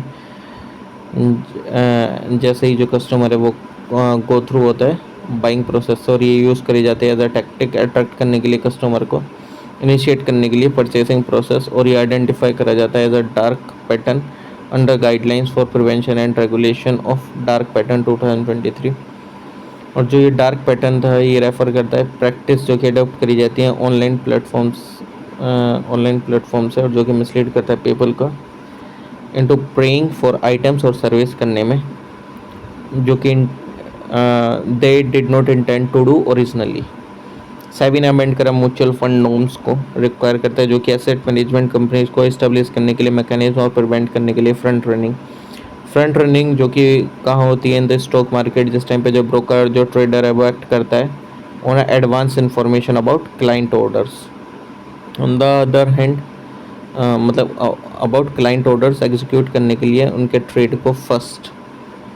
दूसरी तरफ जो ओवर सब्सक्रिप्शन आईपीओ उसका वो रेफर करता है सिचुएशन को जहाँ पे जो डिमांड है फॉरेन इशू स्टॉक बैकसाइड कर देती है उसकी सप्लाई को। और ये इंडिकेशन है ऑफ द फैक्ट कि जो इन्वेस्टर्स हैं वो ईगर हैं बाय करने के लिए कंपनीज के शेयर को, और इसके जैसा हायर प्राइस हो जाता है और इसके जैसे क्या होता है वो more shares offered for sale. Recently observe करा गया कि देर इज़ अ डिक्रीज किसमें, टोबैको क्रॉप प्रोडक्शन में मेजर टोबैको प्रोड्यूसिंग कंट्रीज़ में जैसे कि ब्राज़ील, जिम्बाब्वे एंड इंडोनेशिया में due to extreme weather condition. Also जो चाइना है उन्होंने इम्पोज करा रेस्ट्रिक्शंस टोबैको एक्सपोर्ट पे सेफगार्ड करने के लिए लोकल सिगरेट इंडस्ट्री को। टोबैको कल्टीवेशन इंडिया में जो कि second largest producer and exporter है। और अगर देखा जाए तो जो कल्टीवेशन है टोबैको का वो रिक्वायर करता है एक temperature between 20 to 27 degree Celsius जिस टाइम पे when grown as a rainfed crop, तो ये रिक्वायर करता है at least about 500 mm of well distributed rainfall during the crop growing season जो कि रिक्वायर्ड होता है टोबैको प्लांट के लिए। यूजुअली ये नहीं ग्रो करा जाता है इफ़ जो रेनफॉल अब एक्सीड हो जाती है 1200 mm। रिक्वायर करता है सैंडी और सैंडी लोएम सॉइल को। और सिगरेट टोबैको जो कि ग्रो होता है areas of Andhra Pradesh are and, ये एक्सेप्शन है एज अ क्रॉप इस रीजन में जो कि ग्रो होता है ऑन हैवी ब्लैक सॉइल। कुछ वैरायटीज जो कि कल्टिवेट होती हैं इंडिया में वो क्या है, flue cured Virginia tobacco Andhra Pradesh and Karnataka में। बीडी टोबैको कहाँ, गुजरात, कर्नाटका एंड आंध्र प्रदेश में। Cigar and cheroot Tamil Nadu and West Bengal में। स्पीका टोबैको उड़ीसा में टोबैको कल्टीवेशन जो कि प्रोवाइड करता है लाइवलीहुड सिक्योरिटी 36 मिलियन पीपल को, जो कि अर्न करा foreign exchange 4% of the countries total agree export. And ये फॉर्म करा इसने good share in government revenue 10% of the total excise revenue collection from all sources. Okay, next है जो fly ash है वो एक फाइनली डिवाइडेड रेसिड्यू है जो कि बना हुआ होता है कंबशन से पल्वेराइज्ड कोल के। जिस टाइम पे जो पल्वेराइज्ड कोल है वो बर्न होता है बॉयलर में थर्मल पावर स्टेशन के, ये पार्ट है ash part of the ash fall जो कि कहाँ हो जाता है down at the bottom of the boiler, and इसी को हम बॉटम एश बोलते हैं। वेरेज जो मेजर पोर्शन है एश का वो आता है comes out along with flue gas, and ये कलेक्ट होता है इलेक्ट्रोस्टैटिक प्रेसिपिटेटर के थ्रू और फिल्टर बैग के थ्रू और जो अदर मीन्स हैं before allowing the exhaust gas to escape through the chimney, और इसी को हम फ्लाई एश बोलते हैं। जो मोस्ट कॉमन यूज़ है फ्लाई एश का वो एक रिप्लेसमेंट है फॉर पोर्टलैंड सीमेंट जो कि यूज़ होता है प्रोड्यूस करने में कंक्रीट जो कि बना हुआ था फ्लाई एश से, जो कि स्ट्रॉन्गर एंड ये मोर ड्यूरेबल है than traditional concrete. Fly ash जो कि फ्लाई एश कंक्रीट जो कि ईजियर होता है टू पोर, एंड इसमें लो परमेबिलिटी होती है एंड रेसिस्ट करता है ये अल्कली सिलिका रिएक्शन को, जो जिसकी वजह से क्या होता है लॉन्गर सर्विस लाइफ होती है। एनवायरमेंटल इम्पैक्ट असेसमेंट जो कि इम्पोर्टेंट मैनेजमेंट टूल है इंश्योर करने के लिए ऑप्टिमल यूज़ नेचुरल रिसोर्सेज का सस्टेनेबल डेवलपमेंट के रिगार्डिंग यही है जो कि एक बनाया गया mandatory under the environment protection act 1986। 29 categories को लेकर डेवलपमेंटल एक्टिविटीज़ की जो कि इन्वॉल्व करते हैं इन्वेस्टमेंट लगभग 50 करोड़ या उससे ज़्यादा। ये प्रोसेस अगर देखा जाए तो प्रपोजल आइडेंटिफिकेशन होता है, स्क्रीनिंग होती है, फिर इनिशियल होता है एनवायरमेंटल एग्जामिनेशन का। इसमें एक में EIA नहीं होता है, ये जिसमें EIA की रिक्वायरमेंट होती है तो उसमें स्कोपिंग होती है, impact analysis, mitigation and impact management, ये रिपोर्ट बनती है, रिव्यू होता है, डिसीजन मेकिंग होती है, अप्रूव हो जाती है तो इम्प्लीमेंटेशन होता है, फिर फॉलोअप होता है। इन्फॉर्मेशन जो होती है फ्रॉम दिस प्रोसेस वो कंट्रीब्यूट करती है to their effective future. EIA approve नहीं होता तो रीडिज़ाइन होती है, फिर दोबारा रीसबमिट होती है। ठीक, ओके। चलिए, पब्लिक इन्वॉल्वमेंट कहाँ पे आता है, स्कूपिंग के समय पे आ जाता है और रिव्यू के समय पे भी आ जाता है। ओके, जो वर्ड है स्मोक वो एक कॉम्बिनेशन है वर्ड्स का स्मोक एंड फोक का, जो कि इन्वेंट हुआ था around 1911 physician Harold dash Woakes के द्वारा। दो तरीके के स्मोक होते हैं, लंडन टाइप ऑफ स्मोक या क्लासिफाइड स्मोक। ये जो बर्निंग कोल होते हैं इसके जैसे क्या होता है एमिशन होता है कार्बन डाइऑक्साइड का, सल्फर डाइऑक्साइड का, डस्ट का। जिस टाइम पे ये जो पोल्यूटेंट है ये मिक्स होते हैं फोक के साथ, तो जो ड्रॉपलेट है हाईली कोरोसिव सल्फ्यूरिक एसिड का प्रोड्यूस होता है एयर में, एंड इसकी वजह से लोअर मतलब कोल्ड टेम्परेचर हो जाता है। लॉस एंजल्स टाइप या फोटोकेमिकल स्मोक जो कि एक मिक्सचर है पोल्यूटेंट का, जो कि फॉर्म होता है जिस टाइम पर जो नाइट्रोजन ऑक्साइड है वो वोलेटाइल एंड जो वोलेटाइल ऑर्गेनिक कंपाउंड है वो रिएक्ट होते हैं सनलाइट के साथ, वो क्रिएट करते हैं ब्राउन हेज अबव सिटीज़, और ये इट टेंड्स टू ओकर मोर ओफन इन कब होता है ये समर में होता है, बिकॉज डेट इज़ व्हेन जिस टाइम पे जो काफ़ी ज़्यादा सनलाइट होती है। फोटोकेमिकल स्मोक जो कि कंटेन करता है कीटोन्स को, ट्रोपोस्फेरिक ओजोन को, फॉर्मल्डिहाइड पेन को। नॉर्मल ट्रोपोस्फेरिक ओजोन लेवल जो कि लेस देन होते हैं 0.04 ppm से, बट जो ओजोन लेवल होता है वो हाई होते हैं 12 ppm इस स्मोक्स में। जो सब्सटेंस है इन स्मोक्स में वो इरिटेट करता है इसको एंड डैमेज करते हैं रेस्पिरेटरी सिस्टम को, एंड ये ऑल्सो अफेक्ट करता है किसको, वेजिटेशन को। एंड जो ये टाइप स्मोक का वो रेदर कॉमन है नाउन लार्ज सिटीज़, रिऑर्गेनाइज करते हैं डेलिटेरियस इफेक्ट को ओजोन डिप्लेशन के एंड इंटरनेशनल ट्रीटी का, जिसको हम जानते हैं मॉन्ट्रियल प्रोटोकॉल, जो कि साइन हुई थी मॉन्ट्रियल कनाडा 1987 में, जो कि इफेक्ट में आई थी 1989 में कंट्रोल करने के लिए एमिशन ओजोन डिप्लीटिंग सब्सटेंसेस का।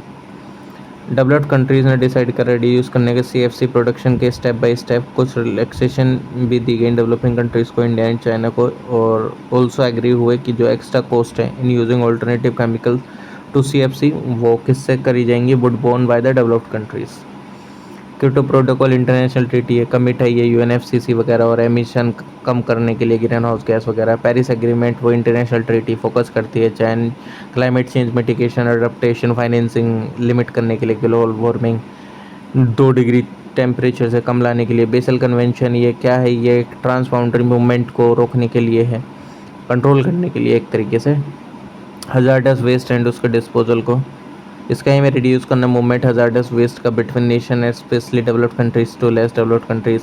World as per world wide fund for nature जो इलीगल वाइल्ड लाइफ ट्रेड है वो एस्टिमेटेड है कि वो रीच करेगा $20 बिलियन पर ईयर, जो कि बनाता है वाइल्ड लाइफ ट्रैफिकिंग को वर्ल्ड की 4th लार्जेस्ट इलिसिट ट्रेड। और जो स्टेट है ऑफ इंडिया का एनवायरनमेंट 2017 का उसने हाईलाइट करा 52% spike poaching and wild life crime में between 2014 and 16। Constitutional safeguard article 51A(G) constitution ने बनाया था। इसको एक फंडामेंटल ड्यूटी हर एक सिटीजन के लिए प्रोटेक्ट करने के लिए improve natural environment including forest lake river and wild life legislation and government initiative. Wildlife protection act है 1972, prevention of cruelty to animals act 1960 है, इंडियन पीनल कोड 1860 है।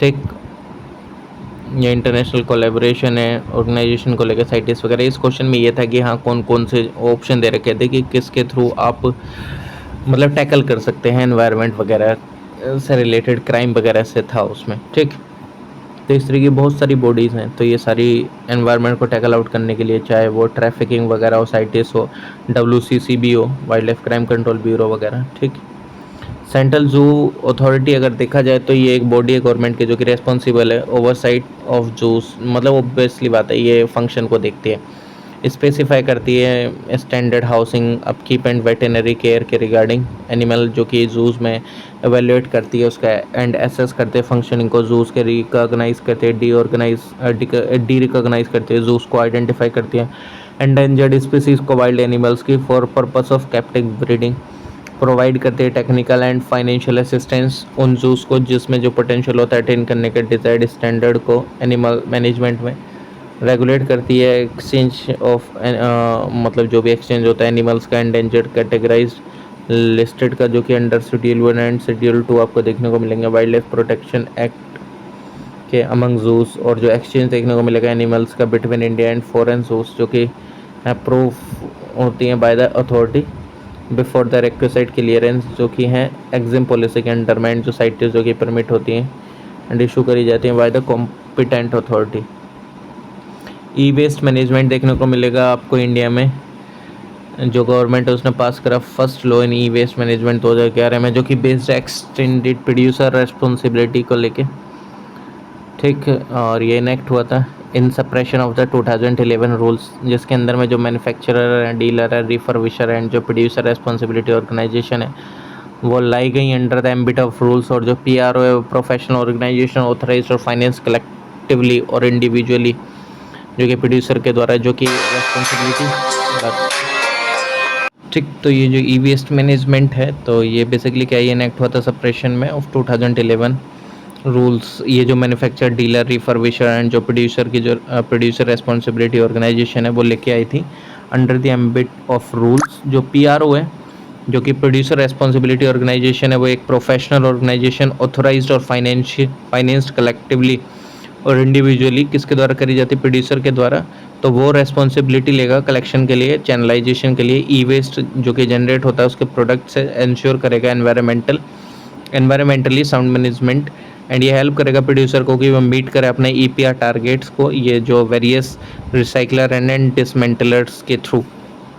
Extended producer responsibility जो कि एक strategy है जो कि design करी गई थी प्रमोट करने के लिए इंटीग्रेशन एनवायरमेंटल कोस्ट का एंड जो कि एसोसिएटेड थी with goods through out their life cycle into the market price of the product. और ये जो बेसिक प्रिंसिपल है EPR के वो क्या है, मैन्युफैक्चरर जो कि सेल बी इंसेंटिवाइज्ड, मतलब उनको इंसेंटिवाइज करा जाए इंप्रूव करने के लिए एनवायरमेंटल डिज़ाइन प्रोडक्ट्स का एंड एनवायरमेंटल परफॉर्मेंस का of supplying those product and जो कि अचीव करें एक हाई यूटिलाइजेशन रेट, मटेरियल जो कि प्रिजर्व करे प्रिजर्व हुई through effective and environmentally sound collection and treatment.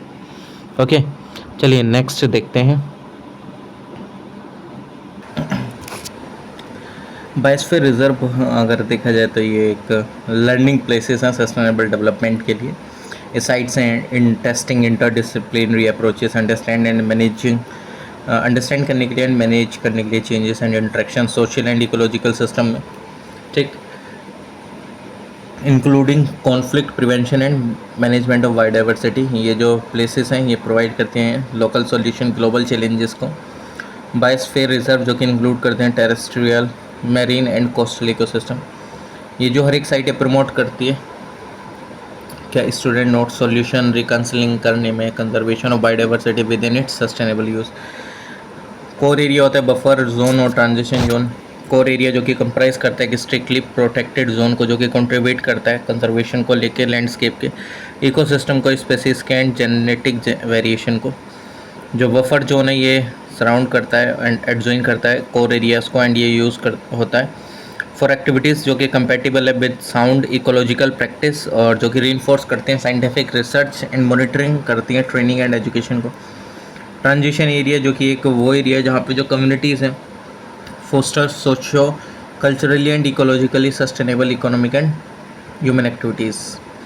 जो world network of biosphere reserve है वो प्रोग्राम कंसिस्ट करता है dynamic and interactive network of sites of intelligence.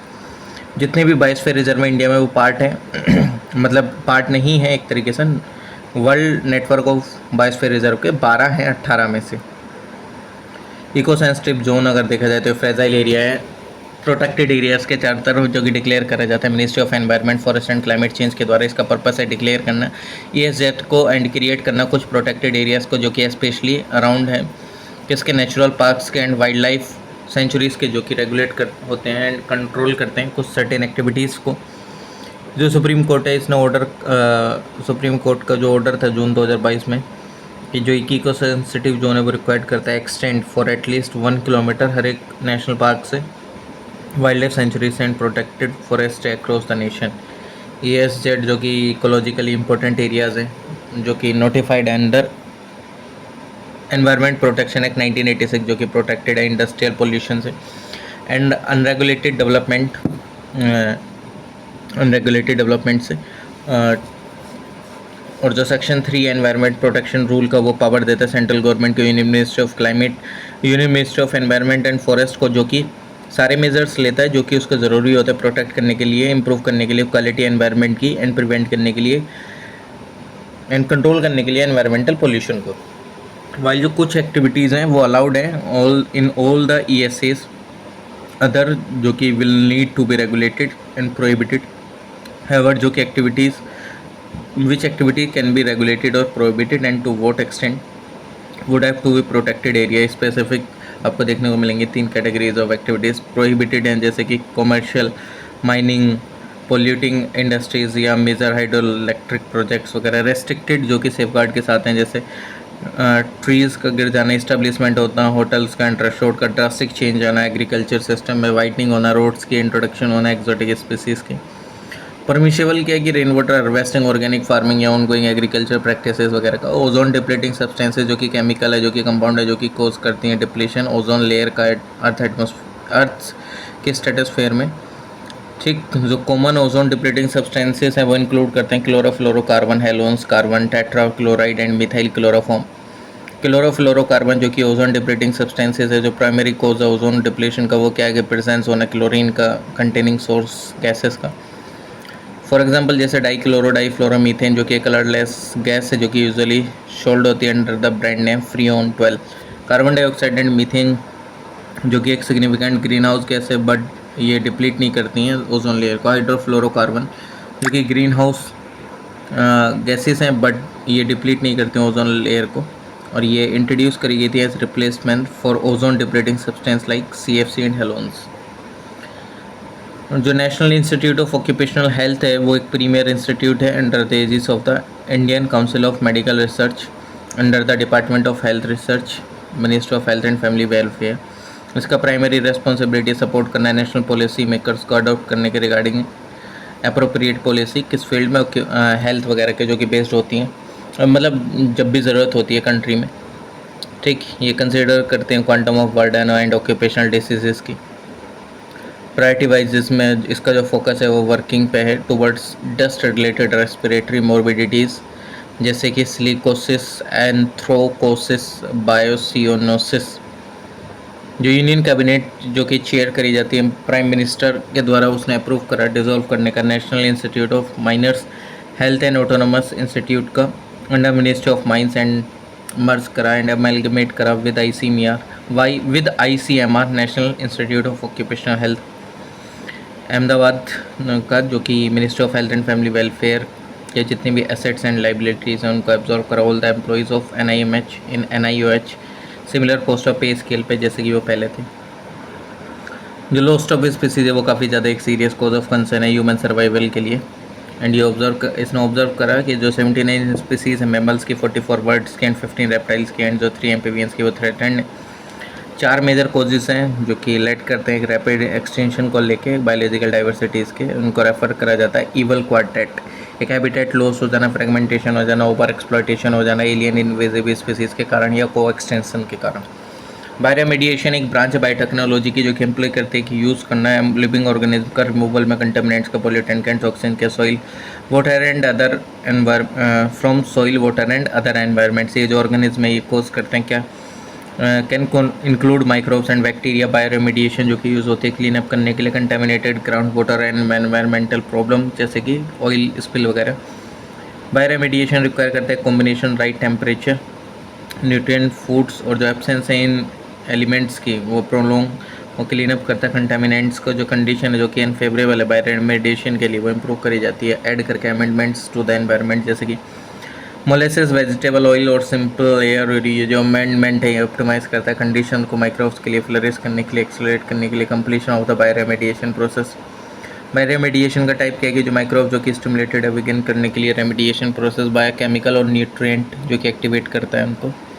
बायोक्यूमुलेशन, bio augmentation ये एक टेक्निक है इंक्रीज करने की, एनहेंस करने की एबिलिटी नेटिव माइक्रोब्स की on the contaminated site, degrade करने के लिए पोल्यूटेंट्स को through the addition of a natural or manufactured population of microorganisms. Intrinsic bioremediation इसने कन्वर्ट करा टॉक्सिक मटेरियल को इनर्ट मटेरियल में यूज़ करके नेटिव माइक्रोबायोम का on the affected area. Compensatory afforestation fund act 2016 जो कि इनेक्ट करा गया स्ट्रीमलाइन करने के लिए, रेगुलेट करने के लिए कंपेंसेटरी एफॉरेस्टेशन प्रोसेस को भारत में। एंड अगर देखा जाए तो इसका एम है कि इंश्योर करना है जितने भी जो ऑल नॉन फॉरेस्ट लैंड है डाइवर्ट करे जाएँ, non forest diverted for non forest purposes वो कंपेंसेटेड करे जाएँ फॉर थ्रू द क्रिएशन करके कंपेंसेटरी एफॉरेस्टेशन। ठीक, की प्रोविज़न क्या है कि इस्टेब्लिशमेंट हो जाना नेशनल कंपेंसेटरी एफॉरेस्टेशन फंड का, एक डेडिकेटेड फंड बनाएगा रिसीव करने के लिए पेमेंट फॉर कंपेंसेटरी एफॉरेस्टेशन। जो CAF एक्ट वो इस्टेब्लिश करा उसने NCAF under the public account of India. NCAF जो कि एक नॉन लैप्सेबल फंड है जिसने कि होल्ड करे जितने भी अमाउंट जो कि कलेक्ट करेगी as compensatory afforestation from user agencies and other sources.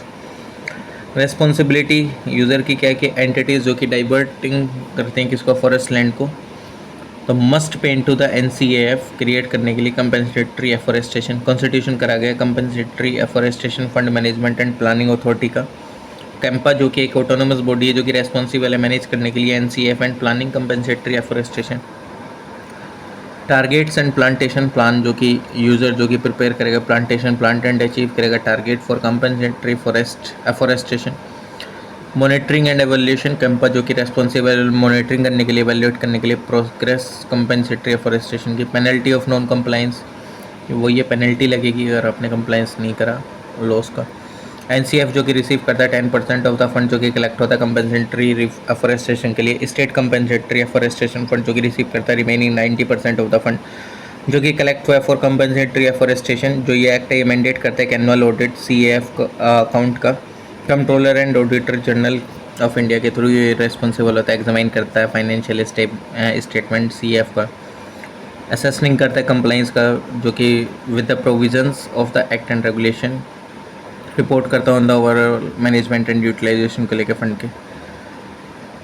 अगर आप देखा जाए तो जो डेड प्लांट है वो रिमेन सच एस लीव्स वगैरह जितने भी हैं ये मतलब वो एक रॉ मटेरियल डिकम्पोजिशन के लिए। डेट्रीवोरस जो कि ब्रेक डाउन करते हैं स्मॉलर पार्टिकल्स में डेट्रीटस को, ये प्रोसेस फ्रेगमेंटेशन कहा जाता है। बाय लीचिंग, और जो वाटर सॉल्युबल इनऑर्गेनिक न्यूट्रिएंट्स जो कि एंटर करते हैं सॉइल होरिजन में, प्रेसिपिटेट हो जाते हैं अनअवेलेबल सॉल्ट। तो बैक्टीरियल एंड जो फंगल एंजाइम्स है वो डिग्रेड करते हैं डेट्रीटस को।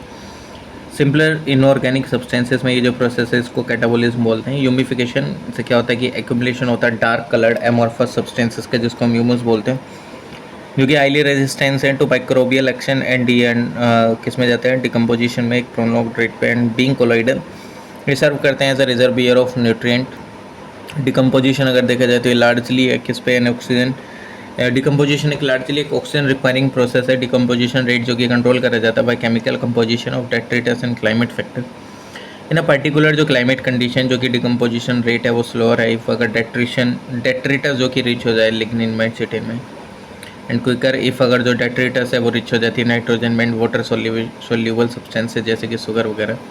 टेम्परेचर एंड सॉइल मॉइस्चर जो कि मोस्ट इंपॉर्टेंट क्लाइमेटिक फैक्टर्स हैं जो कि रेगुलेट करता है decomposition through their effect in the activities of soil माइक्रोज। Warm and जो मोस्ट मॉइस्ट एनवायरनमेंट फेवर करता है डिकम्पोजिशन को, जहाँ पे जो है लोअर टेम्परेचर एंड जो एनारोबायोसिस जो कि इनहिबिट करता है decomposition, resulting in the building up of organic material.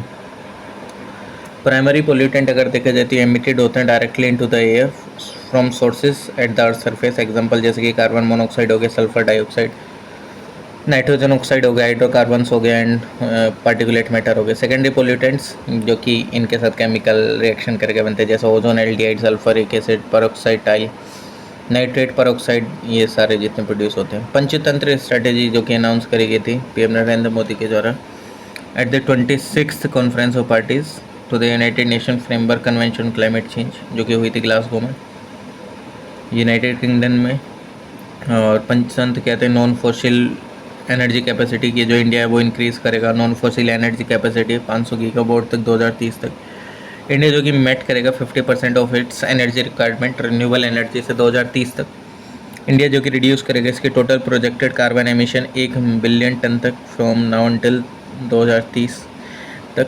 India जो कि रिड्यूस करेगा कार्बन इंटेंसिटी इसकी इकोनॉमी की 45% तक 2030 तक कंपेयर टू 2005 लेवल्स। इंडिया जो कि अचीव करेगा target net zero carbon emission के 2070 तक।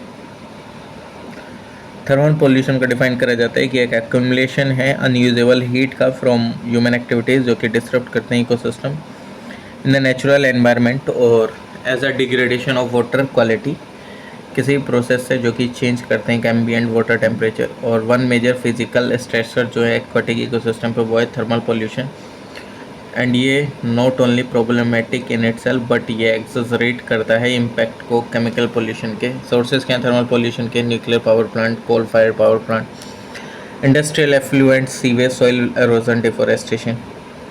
इफेक्ट क्या है थर्मल पोल्यूशन के? टेम्परेचर इन्फ्लुएंस करता है, विस्कोसिटी, डेंसिटी, ये सारी चीज़ें। कंसनट्रेशन जो होती है डिजॉल्व ऑक्सीजन की वो डिक्रीज होती है, एज वेल एज सोल्यूबिलिटी जो होती है गैस की डिक्रीज होती है। इंक्रीज होने से टेम्परेचर, और जो डिक्रीज है डिजॉल्व ऑक्सीजन में वो क्रिएट करता है एक सफोकेशन प्लांट के लिए एंड एनिमल के लिए, जैसे कि फिश, एम्फीबियंस एंड कोपीपोड्स जो कि राइज करते हैं एनारोबिक कंडीशन को।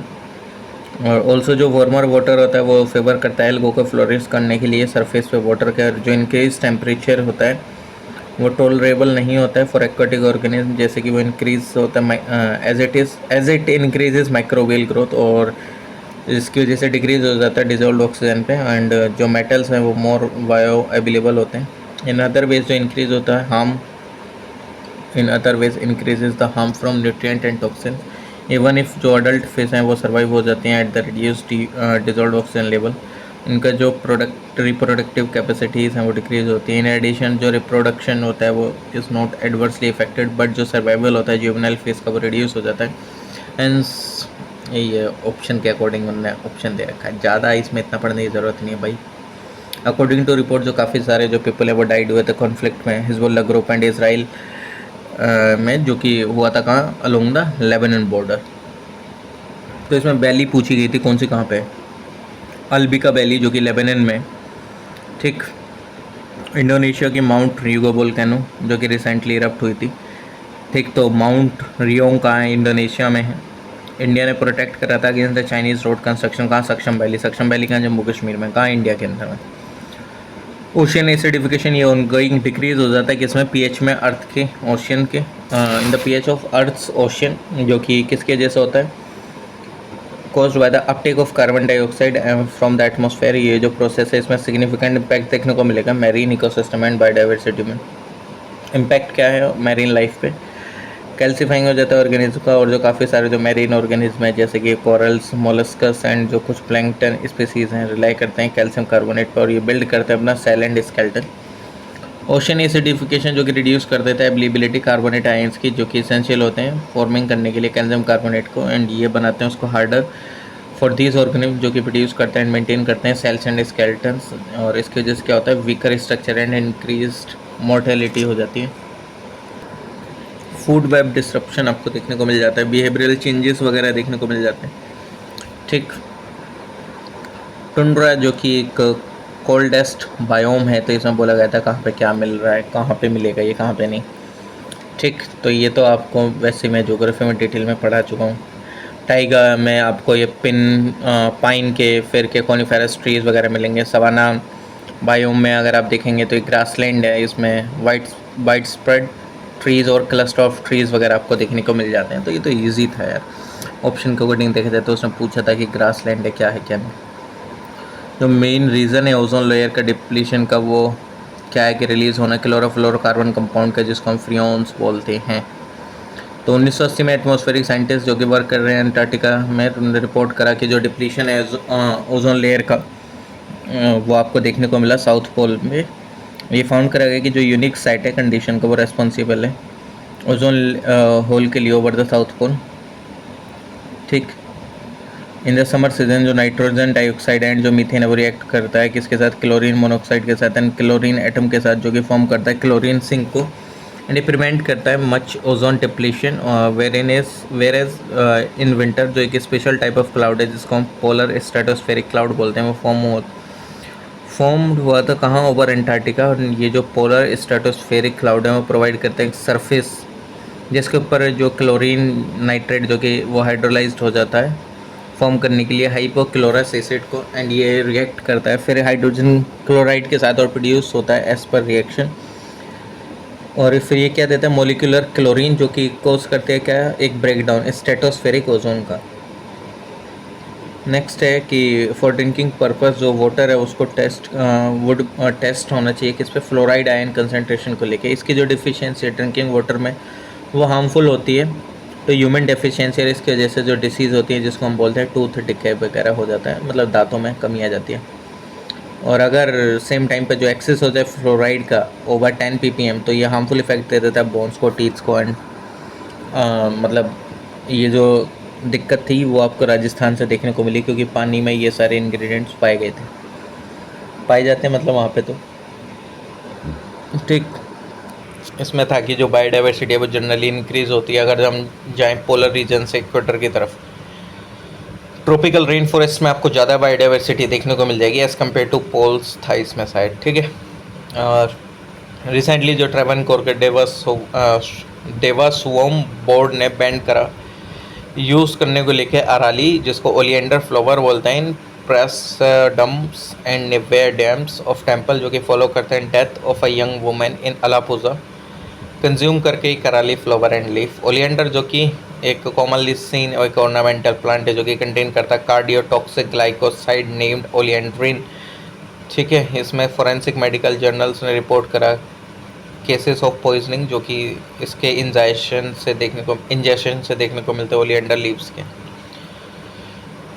ये जो रो एक्सट्रैक्ट है वो काफ़ी ज़्यादा टॉक्सिक होता है, वो कभी भी इंजेस्टेड नहीं होना चाहिए विदाउट प्रॉपर प्रिपरेशन। रिसेंटली अगर देखा जाए तो अभी 33rd सेशन हुआ CCPCJ से का, जो कि सेशन ऑफ द CCPCJ जो कि head of the financial action task force है Interpol and United Nation Office के ऑन ड्रग्स एंड क्राइम पे, जो कि called for disincentivising criminal activity through किसके? Targeting illicit profit and enhance करने के रिगार्डिंग इफेक्टिवनेस क्राइम की। जो commission on crime prevention and criminal justice है, one of the functional commission है यूनाइटेड नेशन का economic and social justice council का।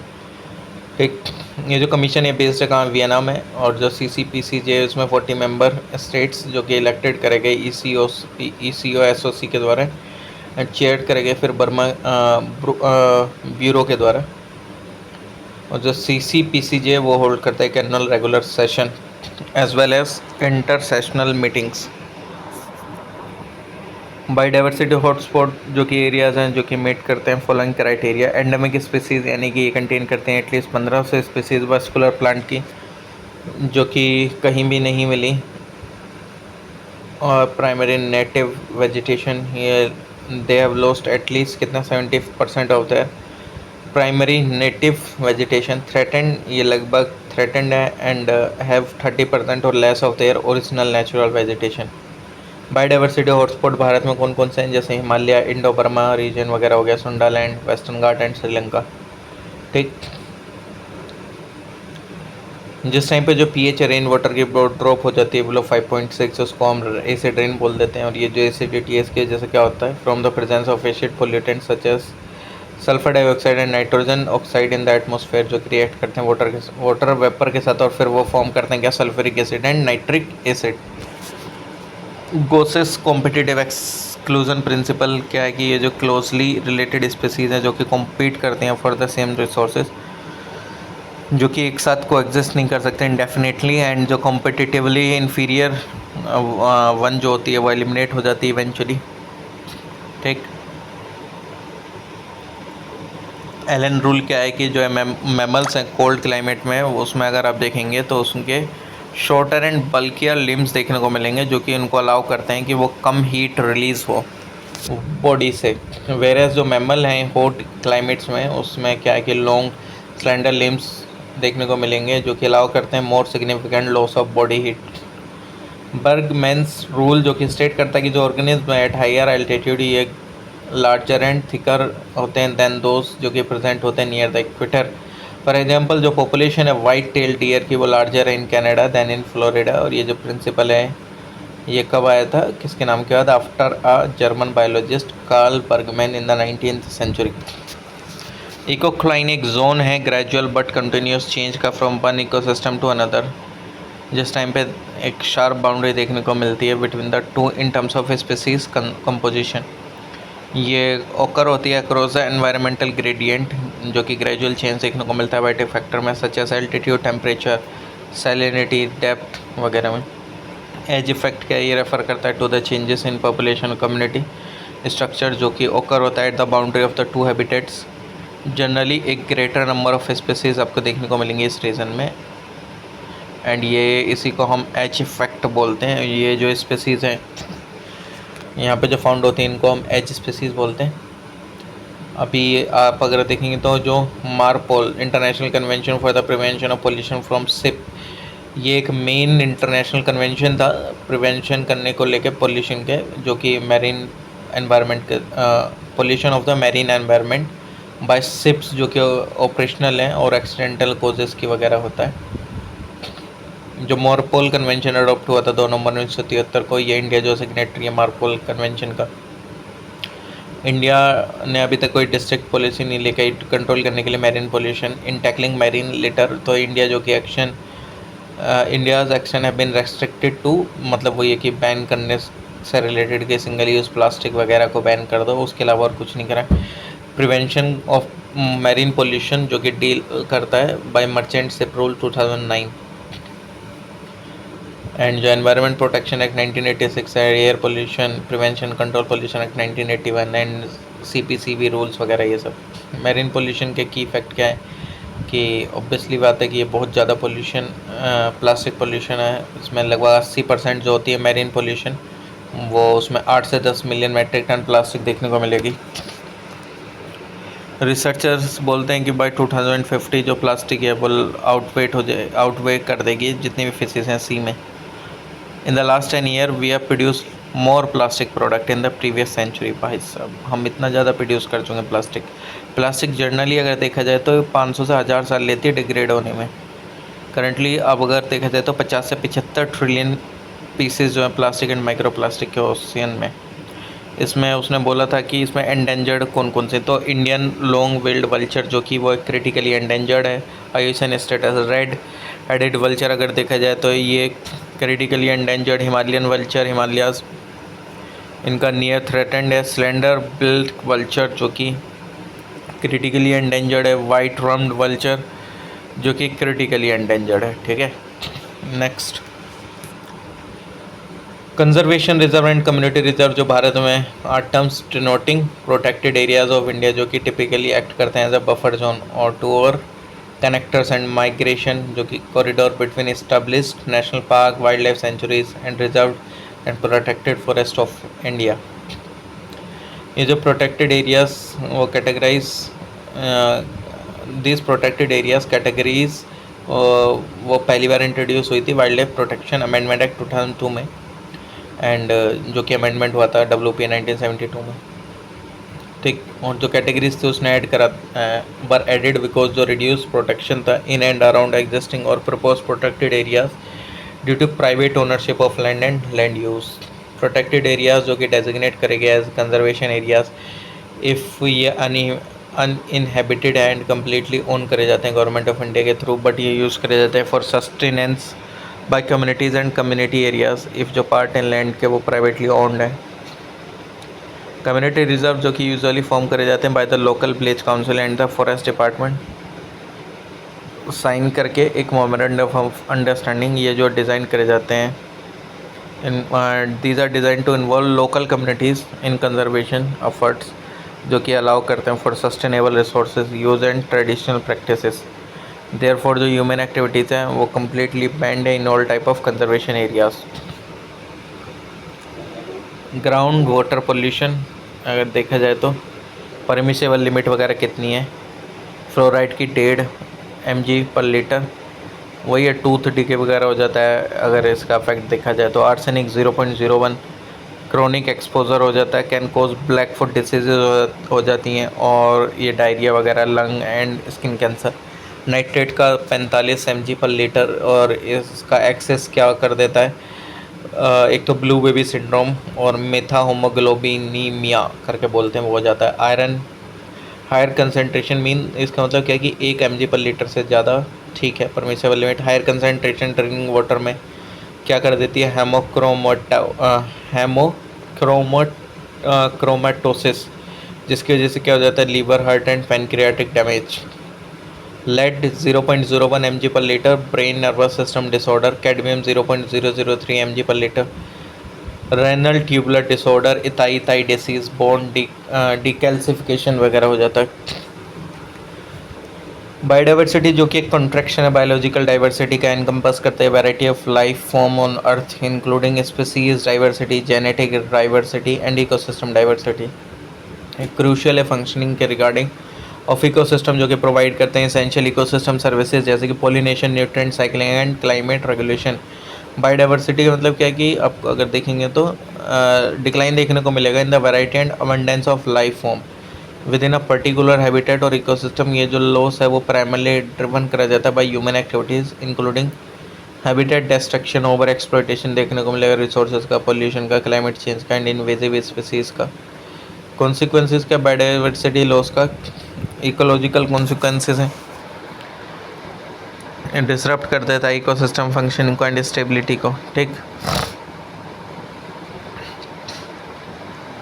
और इकोनॉमिक कॉन्सिक्वेंसेस क्या, बायोडाइवर्सिटी लॉस जो है can have a significant economic impact जो कि अफेक्ट करते हैं सेक्टर को such as agriculture, fisheries, pharmaceutical and tourism वगैरह। Social consequences, social implication particularly for indigenous and local communities वगैरह में देखने को मिल जाएगा।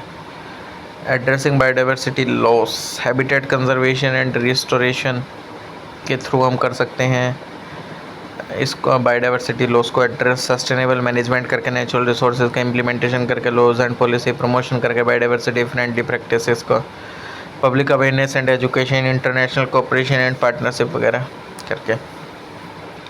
बायोपायरेसी क्या होती है, आप किसी की भी एक मतलब इंडिजीनियस नॉलेज वगैरह को इस्तेमाल कर रहे हैं और इलीगली अनऑथराइज्ड वे में ठीक यूज़ करें बायोलॉजिकल मटेरियल का, प्लांट, एनिमल एंड उनके प्रोडक्ट का। एंड इलीगली अनऑथराइज यूज़ करें ट्रेडिशनल नॉलेज का एंड सम अदर सोसाइटी का कम्युनिटी का about the application of certain biological produce, और या अनलॉफुल शेयरिंग कर रहे हैं बेनिफिट्स के बाद अब पेशेंट होल्डर या डेप्रीवेशन कर रहे हैं आप इंडिजीनियस कम्युनिटीज़ का और पीपल का जो कि रियल ओनर है बायोलॉजिकल मटेरियल नॉलेज के जो कि यूज़ करे जाते हैं for making benefit. Asian elephant Elephas maximus जो कि listed as endangered on the IUCN red list. Project elephant launch करा गया था गवर्नमेंट ऑफ इंडिया के द्वारा 1992 में एज सेंट्रली स्पॉन्सर्ड स्कीम। इसका एम था प्रोटेक्ट करना एशियन एलिफेंट का एंड उनके हैबिटेट्स का इंक्लूड करता है कि प्रोटेक्ट करना एलिफेंट कॉरिडोर्स का, मिटिगेट करना ह्यूमन एंड एलिफेंट कॉन्फ्लिक्ट का, प्रोवाइड करना वेटरनरी केयर, रिसर्च करना एंड मॉनिटरिंग करना। मॉनिटरिंग जो होती है इलीगल किलिंग के एलिफेंट्स के प्रोग्राम की, ये एक प्रोग्राम है माइक प्रोग्राम, ये मॉनिटरिंग करना इलीगल किलिंग को एलिफेंट्स के। एक इंटरनेशनल कंजर्वेशन प्रोग्राम है जिसका एम है ट्रैक करना एंड कॉम्बाट करना इलीगल किलिंग को एलिफेंट की। इस्टेब्लिश हुआ था 2002 में by convention on international trade in endangered species of wild fauna and flora. Asian elephant alliance 2007 में हुआ था, ग्लोबल अलायंस है dedicated the Asia elephant conservation को। इस्टेब्लिश हुआ था in response to the alarming decline देखने को मिला था कि इसमें एलिफेंट पॉपुलेशन में पोचिंग की वजह से, हैबिटेट लॉस की वजह से एंड ह्यूमन एलिफेंट कॉन्फ्लिक्ट की वजह से। Wildlife trust of India एक leading Indian non profit organisation है जो कि डेडिकेटेड है conservation of wildlife and उनका हैबिटेट्स को लेकर। WTI जो कि एक एक्टिव मेंबर है एशियन एलिफेंट अलायंस का। बेनिफिट क्या है मेंबरशिप के? एनहेंस करना कंजर्वेशन इम्पैक्ट का, इन्फॉर्मेशन शेयरिंग करना, एडवोकेशन पॉलिसी इन्फ्लुएंस करना, कोलैबोरेशन करना एंड फंडिंग अपॉर्चुनिटीज़ के। Wildlife protection act amendment act 2022 जो आया उसमें जो 4 शेड्यूल हैं वो हम आपको बता देते हैं उसमें कौन कौन इंक्लूड है कौन कौन नहीं। तो पहले वाले में क्या है कि जो एनिमल स्पीसीज जिसका हाईएस्ट लेवल ऑफ प्रोटेक्शन मिला हुआ है जैसे कि tiger, black buck, Himalayan brown bear, brown antlered deer, blue whale, common dolphin, cheetah, snow leopard, hornbill. Schedule 2 में एनिमल स्पीसीज जिसमें कि लेसर लेवल ऑफ प्रोटेक्शन देखने को मिला, nilgai, Indian flying fox, spotted deer, wild pig, Nicobar श्रू।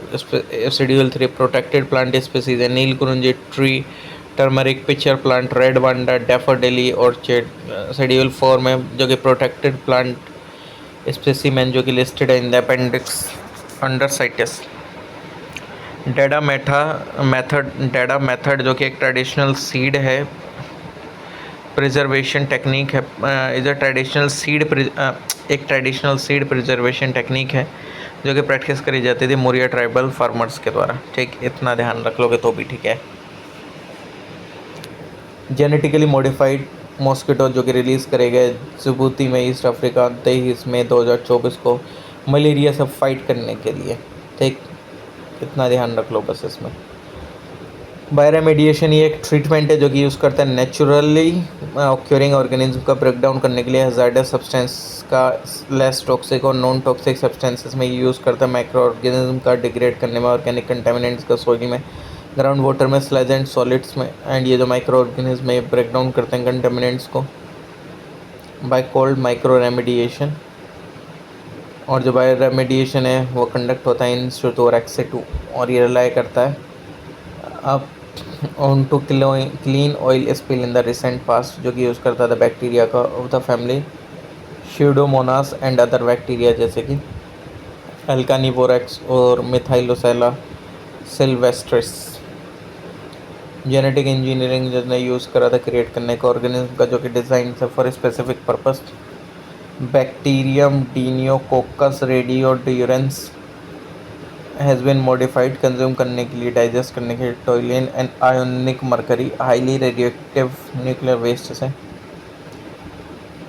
जो littoral zone है वो एक जोन है जो कि क्लोजर है to the shore. Profundal zone जो कि मच कोल्डर है एंड उसमें लो टेम्परेचर देखने को मिलेगा और वो डेंसर है देन अदर टू।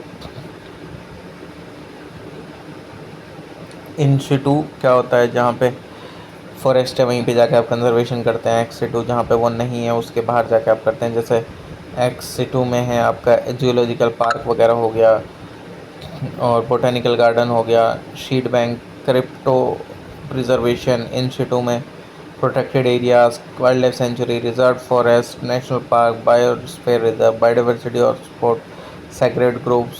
ठीक।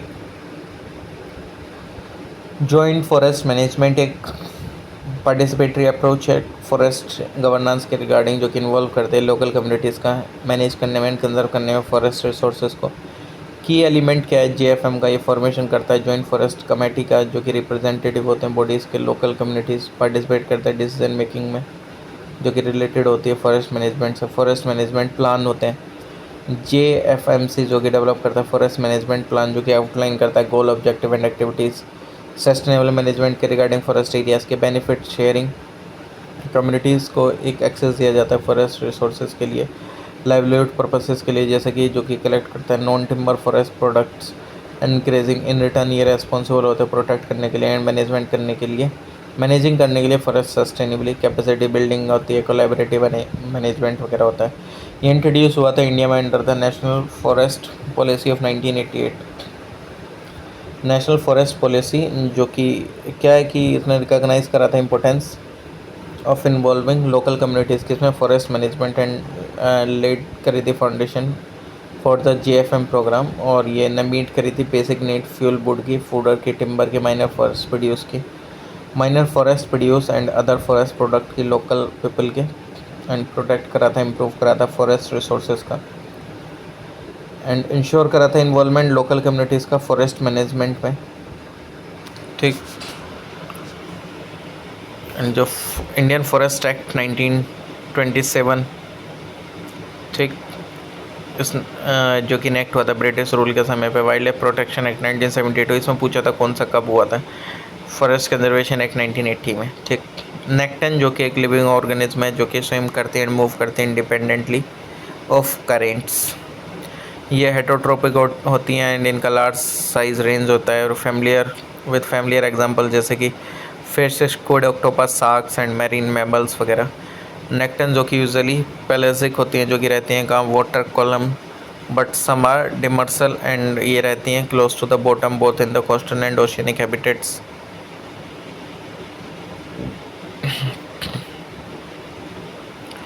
ओके, नेक्स्ट जो यूएफपीज़ होते हैं, अल्ट्रा प्रोसेस्ड फूड, इनमें आपको लो वाइटामिन देखने को मिलेगा, प्रोटीन एंड फाइबर्स। ठीक। तो उसमें दे रखा था ऑप्शन में कि हाई वाइटामिन, प्रोटीन वगैरह होते हैं, ये सब ये प्रोडक्ट होते हैं जो कि एक्सटेंसिव प्रोसेसिंग में जाते हैं एंड कंटेन करते हैं सिग्निफिकेंट अमाउंट ऑफ एडिटिव्स, जैसे प्रिजर्वेटिव, आर्टिफिशियल फ्लेवर्स, एमल्सिफायर्स वगैरह। ये ओपनली फैट में हाई होते हैं, शुगर एंड सॉल्ट वगैरह में, एंड लो होते हैं वाइटामिन वगैरह में। ठीक। एंड इन्होंने जो इंक्रीज कंजम्पशन है उसकी वजह से क्या हो जाता है, वेरियस हेल्थ इशूज़ हो जाते हैं, including hypertension, renal failure, obesity, fatty liver diseases, metabolic syndrome, cardiovascular diseases वगैरह। ठीक। अल्ट्रा प्रोसेस्ड फूड जो कि बनते हैं फ्रॉम सब्सटेंसेस जो कि एक्सट्रैक्ट होते हैं, फूड्स जैसा as fats, starches, added sugar, hydrogenated fats वगैरह, एंड ये ऑल्सो कंटेन करते हैं एडिटिव जैसे कि आर्टिफिशियल कलर्स एंड फ्लेवर्स या स्टेबलाइजर। और जो एग्जांपल हैं इन फूड्स के वो क्या, फ्रोज़न मेटल्स वगैरह हो गए, या soft drinks, hot dogs and cold cuts वगैरह, या fast food, packaged cookies, cakes and salty snacks. Regulation for noise pollution अगर देखा जाए तो किसके थ्रू करी जाती है, सेंट्रल पोल्यूशन कंट्रोल बोर्ड के द्वारा। उसमें परमिशेबल लिमिट दे रखे हैं, इंडस्ट्रियल एरिया में 75 डेसिबल, डे टाइम में 70, नाइट में, कॉमर्शियल में 65, दिन में 55, नाइट में, रेजिडेंशियल में 55, दिन में 45, नाइट में। अकॉर्डिंग टू नॉइज़ पोल्यूशन जो रेगुलेशन 2000 की थी, तो जो एरिया जो कि कंप्राइज करता है not less than 100 metre around hospital, educational institution, court, उसको डिक्लेयर करा जा सकता है as a silence area zone purpose for the purpose of these rules. अगर देखेंगे तो ahead of WHO assembly 77th mission session, तो जो वर्ल्ड हेल्थ ऑर्गेनाइजेशन था उसने रिलीज़ करा था global report neglected tropical disease पे 2024 की। ये एक group of communicable disease and non communicable disease है जो कि हाईली प्रेवलेंट है tropical and subtropical reason में एंड क्लोजली एसोसिएटेड है with poverty and marginalised population. और जो एंटिटीज़ हैं वो ग्रेटेस्ट रिलेवेंस है फॉर SDG 3 जो कि हेल्थ गोल भी है। नेग्लेक्टेड ट्रॉपिकल डिसीज़ एक डाइवर्स ग्रुप है कंडीशन का जो कि होते हैं वैरायटी ऑफ पैथोजेंस के through, including viruses, bacteria, parasite, fungi and toxin जो कि एसोसिएटेड है with devastating health, social and economic consequences. Entities जो कि मेनली प्रिवलेंट है among impoverished communities in tropical areas and subtropical region. Although कुछ में अगर आप देखेंगे तो लार्जर ज्योग्राफिकल डिस्ट्रीब्यूशन देखने को मिलेगा। रिसेंटली USA ने क्या करा, अगर आप देखेंगे, हैज़ एक्यूज रशिया कि वो यूज़ कर रहा है क्लोरोपाइसरिन अगेंस्ट यूक्रेन। ठीक, ये एक ब्रॉड स्पेक्ट्रम फ्यूमिगेंट केमिकल है जो कि can be cause as an antimicrobial और फंगीसाइड, हेर्बिसाइड, इंसेक्टिसाइड, नेमेटिसाइड। ये एक वॉरफेयर एजेंट की तरह काम कर सकता है इस तरीके से, और ये यूज़ करा जाता है as a poison gas. First use करा गया था as a poison gas first world war में एलाइड एंड सेंट्रल पावर्स के थ्रू। जो OPCW है, organisation for the prohibition of chemical weapons, इसका मिशन इम्प्लीमेंट करना प्रोविजंस को केमिकल वेपन्स कन्वेंशन के रिगार्डिंग अचीव करने के लिए विज़न जो कि वर्ल्ड फ्री रहे केमिकल वेपन से। 193 कंट्रीज़ है, इंडिया भी इसका मेंबर है। हेडक्वार्टर का है हेग, नीदरलैंड में है। अवार्ड दिया गया इसको नेशनल प्राइज़ फॉर पीस 2013 में। एक्सटेंसिव एफर्ट लगाने के लिए, एलिमिनेट करने के लिए केमिकल वेपन्स को। ठीक, जो 1925 का जेनेवा प्रोटोकॉल है वो प्रोहिबिट करता है यूज़ करने को केमिकल एंड बायोलॉजिकल वेपन्स के वॉर में। तो जो प्रोटोकॉल है वो ड्रॉप कर लिया गया एंड साइन करा गया एट द कॉन्फ्रेंस जो कि हेल्ड हुई थी जेनेवा में, किसके ऑस्पिसस में, लीग ऑफ नेशन के, from 4 May to 17 June 1925। And ये एंटर्ड इनटू फोर्स, अमल में कब आई है, 8 फरवरी 1928 को। देयरफॉर OPCW जो कि एक इम्प्लीमेंटिंग एजेंसी नहीं है जेनेवा प्रोटोकॉल की 1925 के। इसमें पूछा था फ्लोटिंग न्यूक्लियर पावर प्लांट कहाँ पे है, तो अभी तक का रशिया वहीं देखने को मिला है ये। ठीक, रशिया ही ओनली कंट्री जिसके पास ये। इसमें पूछा था UNESCO heritage, world heritage site में कौन कौन है, तो ऑप्शन दे रखे थे। तो उसमें काजीरंगा नेशनल पार्क 1985 में है, मानस जो है wild life sanctuary 1985, Keoladeo national park 1985, Sundarban national park 1987, Nanda Devi and valley flower एक आया 1998 में, नंदा देवी 2005 में, वैली फ्लोवर वेस्टर्न घाट में 2012, ग्रेट हिमालयन नेशनल पार्क में 2014 में इसको रिकग्निशन मिला था। कैटेलिटिक कन्वर्टर जो होते हैं वो एक्सपेंसिव मेटल जो होते हैं जैसे कि प्लेटिनियम, पैलेडियम या रोडियम, ये कैटलिस्ट है।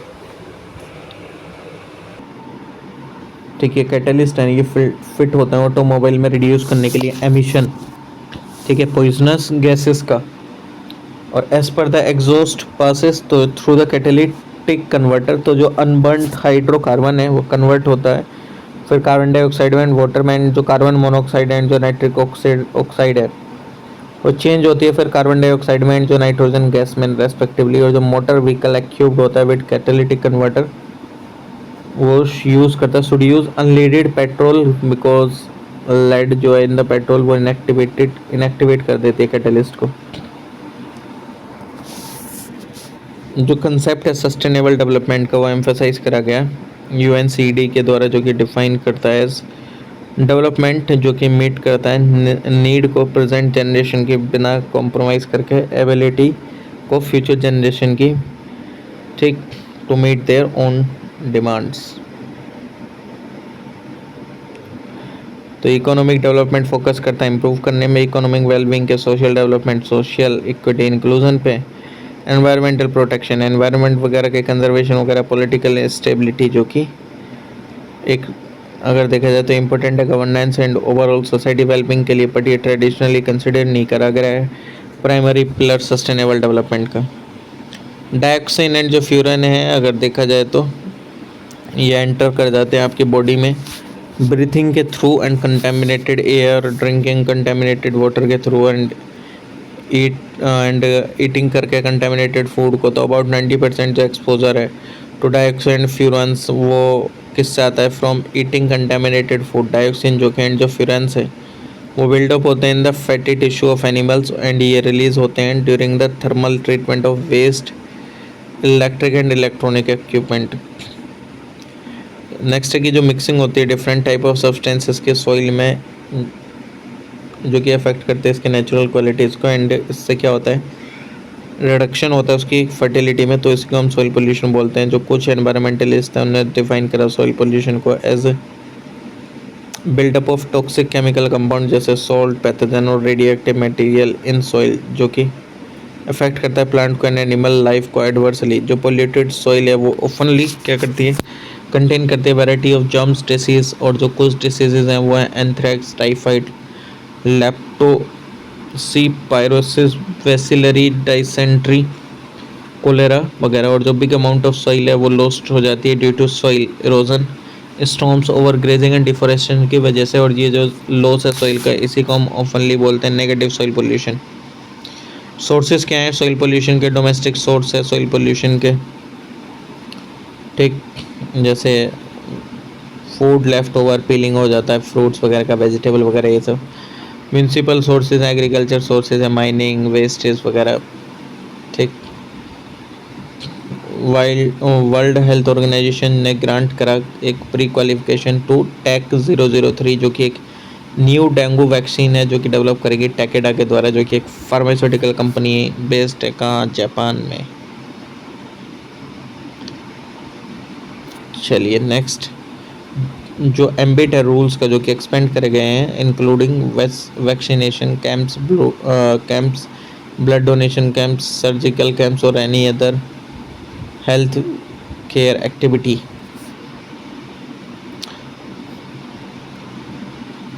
और जो प्री ट्रीटमेंट है लेबोरेटरी वेस्ट का, माइक्रोबियल वेस्ट का, blood samples and blood bags का, वो थ्रू डिसइंफेक्शन और स्टेरिलाइजेशन ऑन साइट, ये in the manner as prescribed by WHO और नाको, मतलब जैसा उन्होंने बताया है प्री ट्रीटमेंट के लिए आपको वैसे ही चीज़ें करनी पड़ेंगी ना, है कि नहीं। बायोमेडिकल वेस्ट जो कि क्लासिफाइड है 4 कैटेगरीज में, इंस्टीट 10 इम्प्रूव करने के लिए सेग्रीगेशन वेस्ट का एट सोर्स, ठीक। तो आई होप कि आपको ये काफ़ी अच्छा लगा सॉल्यूशन, और जो प्रीवियस सॉल्यूशन है वो भी आप ज़रूर देखिएगा। अगर किसी का वीक है सी सेट तो मेरी प्लेलिस्ट देख लीजिए जाके, बाकी अदर जितने भी GS की प्लेलिस्ट है वो मैंने कंप्लीट कर रखी है, ठीक। तो मिलते हैं आप लोगों से नेक्स्ट वीडियो में। Bye everyone, take care, please like share comment and subscribe.